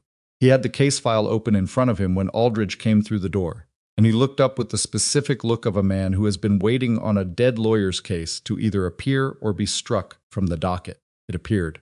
The syndicate had a lawyer there, already a man named Croft, out of Dallas, expensive-looking and confident, in the way of men who have appeared before many judges and won most of those appearances. He had his own documents. He had prepared remarks. He had the polished readiness of someone who expected this to be a formality. He was not expecting Aldridge. He was especially not expecting the packet of documents that Aldridge laid in front of the judge 12 minutes into the proceeding, after Croft had made his opening position and Aldridge had listened to it with the patient stillness of a man letting someone finish a sentence he already knows the end of. Croft objected. He objected loudly and with the practiced fluency of a man who has made objections his primary professional tool. He characterized Cass's notes as unverified, Sellers' statement as self-serving, and the county records about Poole as potentially confused with another surveyor of the same name. Judge Harlan looked at the suspension record from the adjacent county. He looked at the date. He looked at the survey date. He looked at Poole's full name, which was uncommon enough that confusion with another surveyor was not a reasonable position. He looked at Croft over his reading spectacles. "Counselor," he said, "I've been on this circuit for 11 years. I have seen fraudulent survey documents before. What I do not often see is documentation of the fraud this complete and this contemporaneous." He set the papers down. "I'm issuing a stay on all land and water actions in the Blackwater Crossing Valley pending a full hearing of this matter." He looked at Aldridge. "File your full brief within 30 days. "Yes, Your Honor," Aldridge said. "And Counselor," the judge said, looking at Croft now, "your client should understand that the court takes a serious view of legal instruments built on the work of suspended practitioners." A serious view. He closed the file. "We're adjourned." It took 4 minutes. The most significant 4 minutes in the Valley's recent history, and they happened in a room with 12 chairs and a water-stained ceiling and a window that looked out on a street where horses were tied and a dog was sleeping under a wagon. And it sounded like paperwork, which is what the important things usually sound like when they're actually happening. Croft caught up with Aldridge on the courthouse steps. He had dropped the courtroom composure and replaced it with something harder and more direct. "This isn't over," he said. "No," Aldridge agreed. "It'll take a few months. But the stay holds, which means your clients are done in that valley until a court says otherwise. And given what I'm filing in 30 days, I'd advise them to think carefully about what they want that court to see." He looked at Croft steadily. "Poole's fraudulent survey is documented. The knowledge of it by the syndicate's local agent is documented. There's a man named Theodore Cass buried in an unmarked grave in Blackwater Crossing who was killed 8 months ago after finding exactly what we found. I'm going to want to discuss how that happened, in detail, in a court of law. Croft said nothing for a moment. Talk to your clients, Aldridge said pleasantly. All of this can go away quietly if they want it to. Void the easement, return the properties acquired under fraudulent pretenses, withdraw from the valley. Or we can do it in front of a judge over 6 months with everything on record. He picked up his case. Their choice. He walked down the steps to where Mercer and Elias were waiting by the wagon. The ride back was quieter than the ride out. Mercer slept sitting up for about 40 minutes, which was not restful but was better than nothing. Whitfield drove at an ordinary pace, the urgency gone out of it, and the afternoon light came down at that long-angled July slant that makes even hard country look like it might be worth the trouble. Aldridge sat in the back again. He was writing notes in a small book. The 30-day brief was already forming itself in his mind, and the mind of a lawyer does not stop working just because the immediate crisis has passed. He wrote for a while, then stopped and looked at the country passing by. How long has it been like that? He said. 4 years, Elias said. Aldridge shook his head slowly. Not in surprise, he had been a lawyer long enough that he was not easily surprised by what organizations did to ordinary people when the law looked the other way, and something more like a settled, weary recognition. Cass knew, he said. He knew what he had. He came all this way alone. He looked at his notes. I'm going to make sure his firm in Dallas knows what he found and what he did with it. They should know. Will they pursue the wrongful death? Elias said. That's harder, Aldridge said. Proving the syndicate ordered what happened to Cass that requires someone to say so. But with Sellers' statement and Mercer's testimony about the climate of intimidation and 9 other men whose deaths we can document, he stopped. Started again. It's not impossible. It depends on how hard the syndicate wants to fight what's coming and who they decide to give up to protect themselves. Elias thought about Pruitt, writing his report by telegraph. Protecting Pruitt first, always. The man who administered their operation here, he said. Pruitt. He knows where everything is buried, figuratively and possibly otherwise. Pruitt's going to have to make a decision, Aldridge said. When the brief is filed and the syndicate sees the full scope of it, people in that organization are going to start thinking about who's expendable. Pruitt isn't stupid, he knows that. He closed his notebook. Men in his position often decide that cooperation with the court is more appealing than the alternative. The wagon rolled on. A hawk somewhere above the road was working a thermal, circling without effort, and Elias watched it for a while because there was something in that kind of effortless rising that he found, not comforting exactly, but honest. Things that flew did it because they were built for it. Things that walked did it because they had no other choice. Most of the people in Blackwater Crossing had been walking very hard ground for a very long time. They reached town at 4 in the afternoon. The stay was not announced with ceremony. Aldridge wrote out a summary of the court's order and gave it to Mercer, who had woken up somewhere in the last hour of the road and was functioning again in the careful, deliberate way of a man running on nearly empty. Mercer made 2 copies, kept one, posted one on the notice board outside the post office, the same board that had held an 18-month-old cattle auction notice, and took the original to the title office, where he informed Warren Sellers that the Harlan Land Syndicate's water easement was under judicial stay, and that no further land or water actions could proceed in the valley, pending the full hearing. Sellers read the document. He read it twice. When he looked up, he had the look of a man who has been carrying a very heavy thing, and has just been told he can set it down, and doesn't quite believe it yet, and also knows that setting it down does not mean there are no consequences for having carried it. What happens to me, he said. You cooperated, Mercer said. You gave a voluntary statement that matters. How much it matters depends on the full hearing. He looked at Sellers levelly. Do not leave town. Do not contact Pruitt or anyone connected to the syndicate. If you do, the voluntary nature of your cooperation becomes a great deal less clear. Sellers nodded. He looked like a man who intended to do exactly as he was told, and had discovered too late that doing what you were told was not the same as being safe. Word moved through the town the way it always moved fast. Sideways, through windows and doors, and the specific network of who talked to whom and who would carry a thing to where it needed to go. By 5 o'clock, Whitfield Crane had been to every rancher who had attended Friday's meeting, and by 6 they were all in the Dusty Diamond, which was the largest indoor space in Blackwater Crossing and the natural gathering point for things that mattered. It was not a celebration. Not quite. It was too early for that, and these were too careful and too tired a group of people for that. It was something more like the careful first breath after a long time of not breathing quite right. Robert Carver sat with his brother James and a whiskey, and did not say much for a long time. When he did say something, it was to Whitfield, and it was, what happens to the land the syndicate already took? My neighbor's land. The Parhams. That's the next fight, Whitfield said. Aldridge says, if the easement is voided in the full hearing, The properties acquired through actions that depended on that easement can be challenged. It's not automatic. It takes more legal work, more time. More time, Robert said, not bitterly. Just acknowledging it. Yes, Whitfield said. Robert picked up his whiskey. All right, he said. We've got time now. That's more than we had. The widow Foss sat at a corner table and ate a bowl of stew that Rennie had produced from somewhere in the back, because a woman who had ridden 8 miles alone in July deserved a hot meal at minimum, and Rennie apparently agreed with this. She ate steadily and listened to the room and did not say much, and when Clara Brandt sat down across from her and said, "Your West Creek access once the stay is confirmed, that dispute becomes unenforceable," she looked up and said, "I know. I've been thinking about what I'm going to plant there next spring." She went back to her stew. Clara Brandt looked at her for a moment and then said, "Good," and went to get her own bowl. Dutch Pell stood near the window and watched the street, which was dark now, the lamps lit, and the ordinary sounds of an evening settling in. He had a beer that he was working through slowly. Pete Dolan came to stand next to him. "Different," Pete said, looking at the street. "Ja," Dutch said. Then, in the careful English he always used when he wanted to be exact, "Same street. Different air." Pete thought about that. "You think it stays different?" Dutch was quiet for a moment.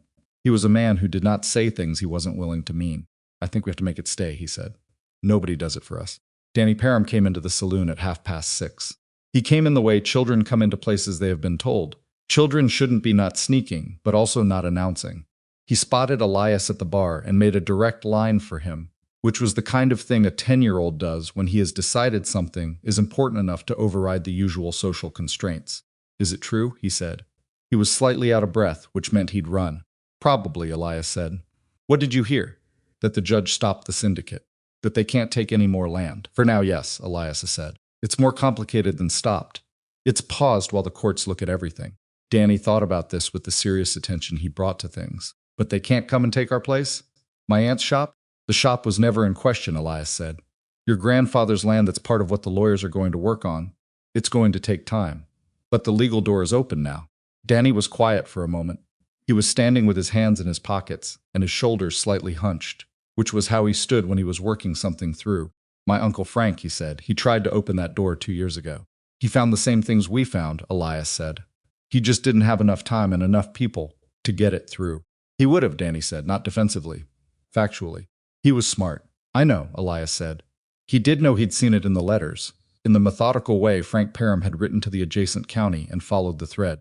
The same intelligence that had gotten him killed had also laid the groundwork for everything that came after. "What your uncle did mattered, Danny. The work he did, it's part of what went in front of that judge today." Danny looked at him. His eyes were the eyes of a child processing a complicated thing, which was the thing children were always doing when adults thought they were just standing there. "He never got to see it," he said. "No," Elias said. "He didn't. There wasn't anything better to say than that, and Elias didn't try to say anything better." Danny stood there for another moment, and then he nodded once the same way Elias nodded sometimes. "Yeah." The small acknowledgement of a fact you can't change, but have decided to carry, and went back out to the street. Elias watched the door close behind him. He thought about the 10-year-old version of that boy, riding out to the East Fork with an uncle who knew every fence line in Creek Bend, and who stopped at the junction to show his nephew the country, 2 years before anyone put a legal argument around why it mattered. He thought about what it was worth, that kind of knowing. That kind of ordinary love for a specific piece of ground. The kind that didn't have language for itself until someone tried to take it away. Mercer found him at the bar an hour later. The marshal looked better than he had that morning. He'd washed the road off and changed his coat, and consumed what appeared to be an entire meal at some point, and the rest had taken some of the redness from his eyes. He sat down next to Elias, and Rennie poured without asking, which Rennie had stopped asking about days ago. "Aldridge is staying 2 more days, Mercer said. "He wants to talk to each of the ranchers individually. Get more detailed statements for the brief." He turned his glass. "He also wants to look at the East Fork himself, the actual junction." "The cairn that isn't there," Elias said. "He's bringing a surveyor from the county seat. Someone whose credentials are not in question." He almost smiled. "He's thorough. Good lawyers usually are." Mercer drank. "What are you going to do?" he said. Elias didn't answer right away. He was thinking about the question in the specific way that a man thinks about a question he has been half expecting and half hoping wouldn't be asked. "What I came here to do is done," he said. "Is it? Not a question. The rest of it, the legal work, the full hearing, the challenge to the acquired properties that needs Aldridge and the ranchers and you," Elias said. "It doesn't need me. And if I stay, people start looking to me for things they should be doing themselves." Mercer was quiet for a moment. He looked at the bar, and then at his drink, and then at the room behind him, where 6 ranchers were eating and drinking and talking to each other in the specific way of people who have been reminded that they have something in common. "The town's going to want to thank you," he said. "I know," Elias said. "That's part of why I'm going to leave before they get organized about it." Mercer looked at him. The expression on his face was the expression of a man who has things he wants to say and has decided that saying them won't change anything, which is a hard decision, and he was making it with some grace. "Where are you going?" he said. "West," Elias said, which was not an answer, and both of them knew it. Mercer nodded slowly. "You know what the hardest thing was?" he said. "Not the writing. Not the judge or Aldridge or any of that." He turned his glass again. "Coming back through that valley this morning and seeing the ranches, knowing what it's cost them, knowing that he stopped. I was here for 4 years, Elias. 4 years. You're here now," Elias said. "That's what I keep telling myself. It's true," Elias said. "It's not comfortable, but it's true. The ledger doesn't wipe clean. But what you did this week goes in it too, and it weighs something." He paused. "You went to San Antonio and got Aldridge in 2 days and came back in time. That's not nothing." "Theodore Cass's firm in Dallas," Mercer said. "Aldridge is writing to them. About Cass. About what he found." He stopped. "They're going to want to know how he died." "Tell them," Elias said. "All of it. Everything you know and everything you suspected. Put it in writing and sign it, I know," Mercer said. "I will." He was quiet. "I should have done that 8 months ago." "Yes," Elias said. Mercer looked at him. He'd expected something softer than that, and the fact that it wasn't softer seemed to settle something. "You're an honest man," he said. "Sometimes," Elias said, "when it's the useful thing to be." He left early Wednesday morning. Earlier than he'd told anyone he was going, which was no one, because he hadn't told anyone. He paid the remainder of his hotel bill. Mrs. Whitmore was already in the office, which he had stopped being surprised by, and saddled his horse in the still dark livery, while the stable hand was still asleep. Working by the feel of things he'd done so many times his hands knew the order without light. He was almost out when he heard a footstep. Mrs. Whitmore was standing at the livery door. She had her arms folded, and the expression of a woman who had anticipated this, and had decided to be there for it anyway. "You could stay," she said. "I know," he said. "The town's going to wonder what happened to you." "They'll figure it out," he said. "People are good at explaining things after the fact." She looked at him for a moment. She had the particular quality of stillness that came from years of running a hotel, which meant years of watching people arrive and leave, and learning that the arriving and the leaving told you more about a person than anything that happened in between. "You've done this before," she said. "Gone before anyone could say thank you." He swung up into the saddle. The horse shifted, settled. The dark bay with the white splash on its knee, ready to move again the way it was always ready to move. "Thank you is fine," he said. "I just don't need it." She unfolded her arms. She looked at him with a directness that he had come to recognize as her particular mode of expressing respect. "Theodore Cass's grave," she said. "I'm going to see about getting a marker made. Something proper." Elias looked at her. "That's the right thing to do," he said. "I know," she said. "I should have done it 8 months ago." "Yes," he said, the same way he'd said it to Mercer. "But you're doing it now." She nodded once. She stepped back from the door. He rode out. The valley was still dark when he passed through it, heading west. The ranches were shapes in the pre-dawn, a dark line of fence here, the bulk of a building there, a light in one window that meant someone was already up, and starting the day the way the day needed to be started on working land. He passed the East Fork Junction without stopping, though he looked at it. The creek ran quietly and the ground was just ground, and somewhere in it there was no stone cairn, had never been a stone cairn, and that's absence was going to take down something that had seemed permanent and terrible, and was instead just a fraud that hadn't been looked at closely enough for long enough. That was the thing about fraud. It required the cooperation of everyone who looked away. And the thing about fear, the thing Elias had understood for a long time, in the way you understand something that you've paid for personally, was that it worked the same way. It required the cooperation of everyone who believed it. Silas Crowe had been real. His gun had been real. The 9 men he'd killed had been real, and their deaths had been real, and the fear that followed those deaths had been real too. But the empire he'd built on it, the idea that he was permanent, unkillable, inevitable, that was the fraud. That was the part that needed one person to refuse to believe it before it could start to crack. Elias did not think of himself as brave. That wasn't the word. He had simply arrived, somewhere in the years behind him, at a place where the cost of being afraid of things was higher than the cost of not being afraid of them.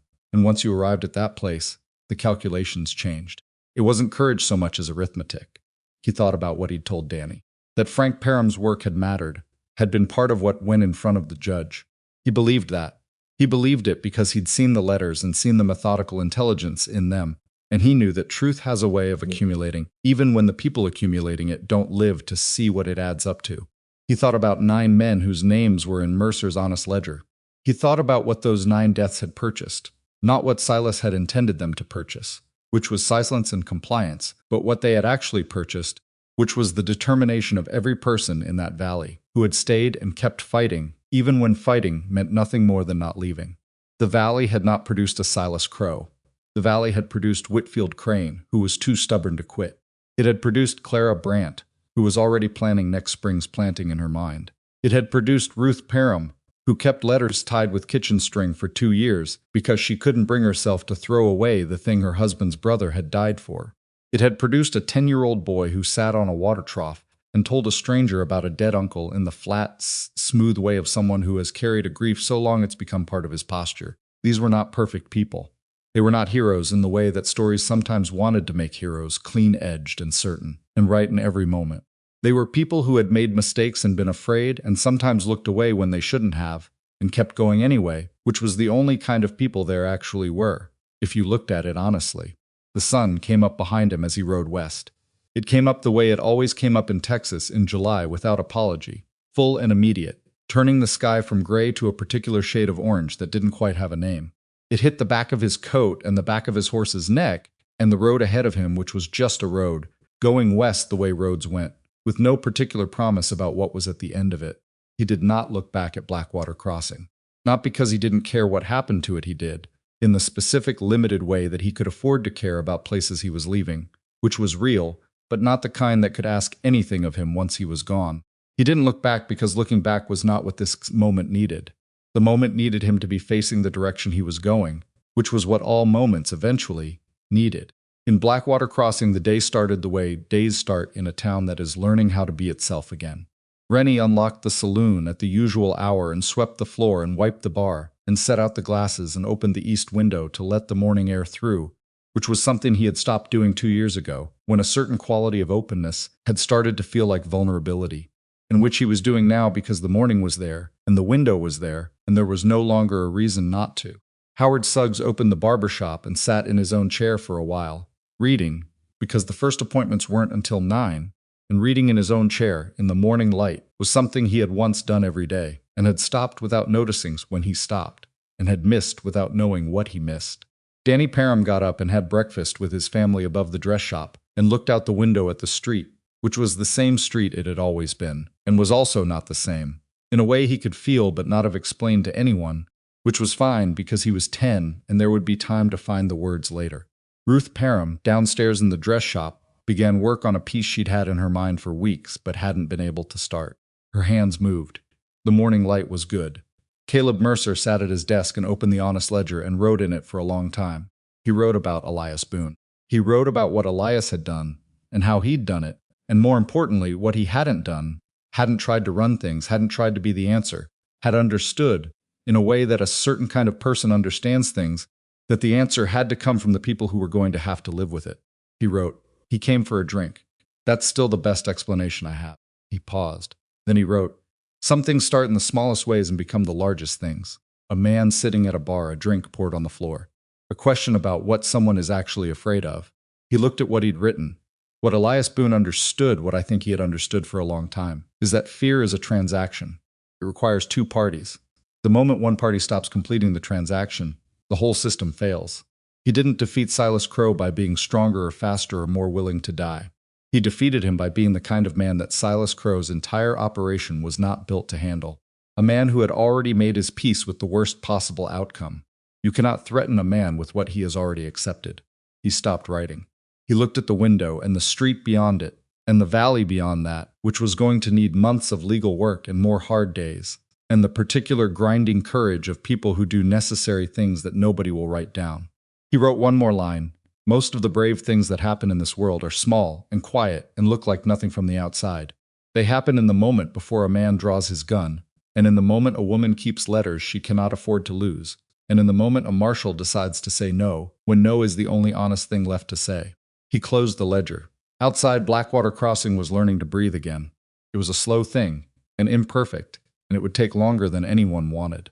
There would be hard months ahead, the legal fight, the full hearing, the question of the land that had been taken, the process of figuring out what justice looked like when you couldn't undo everything that had been done. It would not be clean. It would not be quick. It would look from the inside much more like work than like victory. But it was breathing. And in the country west of town, on a road that went wherever it went, a man on a dark bay horse rode into the morning with no particular destination and the particular quality of stillness that comes from a person who has been through enough of the world to know that the work is never finished, only handed off, and that handing it off to the people who were going to live with it was the only handoff that ever meant anything. The Hawks were out above the valley, working their thermals. The creek ran at the East Fork Junction, where there was no cairn and had never been one, and the water went where water goes downhill, toward the low places, finding its way around what it couldn't move through and moving what it could, patient in the specific way of things that have been going since before anyone was watching and will keep going long after everyone has stopped. That was the thing about a valley like this. The land outlasted everything that happened on it. The fraud and the fear and the 9 graves and the unmarked one, the land outlasted all of it. And the people who stayed and worked it and refused to let it be taken, they were part of it too. Part of the long, patient story of a place that was just dirt and water and sky. Worth everything to the people it was everything to. And worth fighting for in exactly the same way and for exactly the same reason. No more and no less than that. Which, when you thought about it honestly, was enough.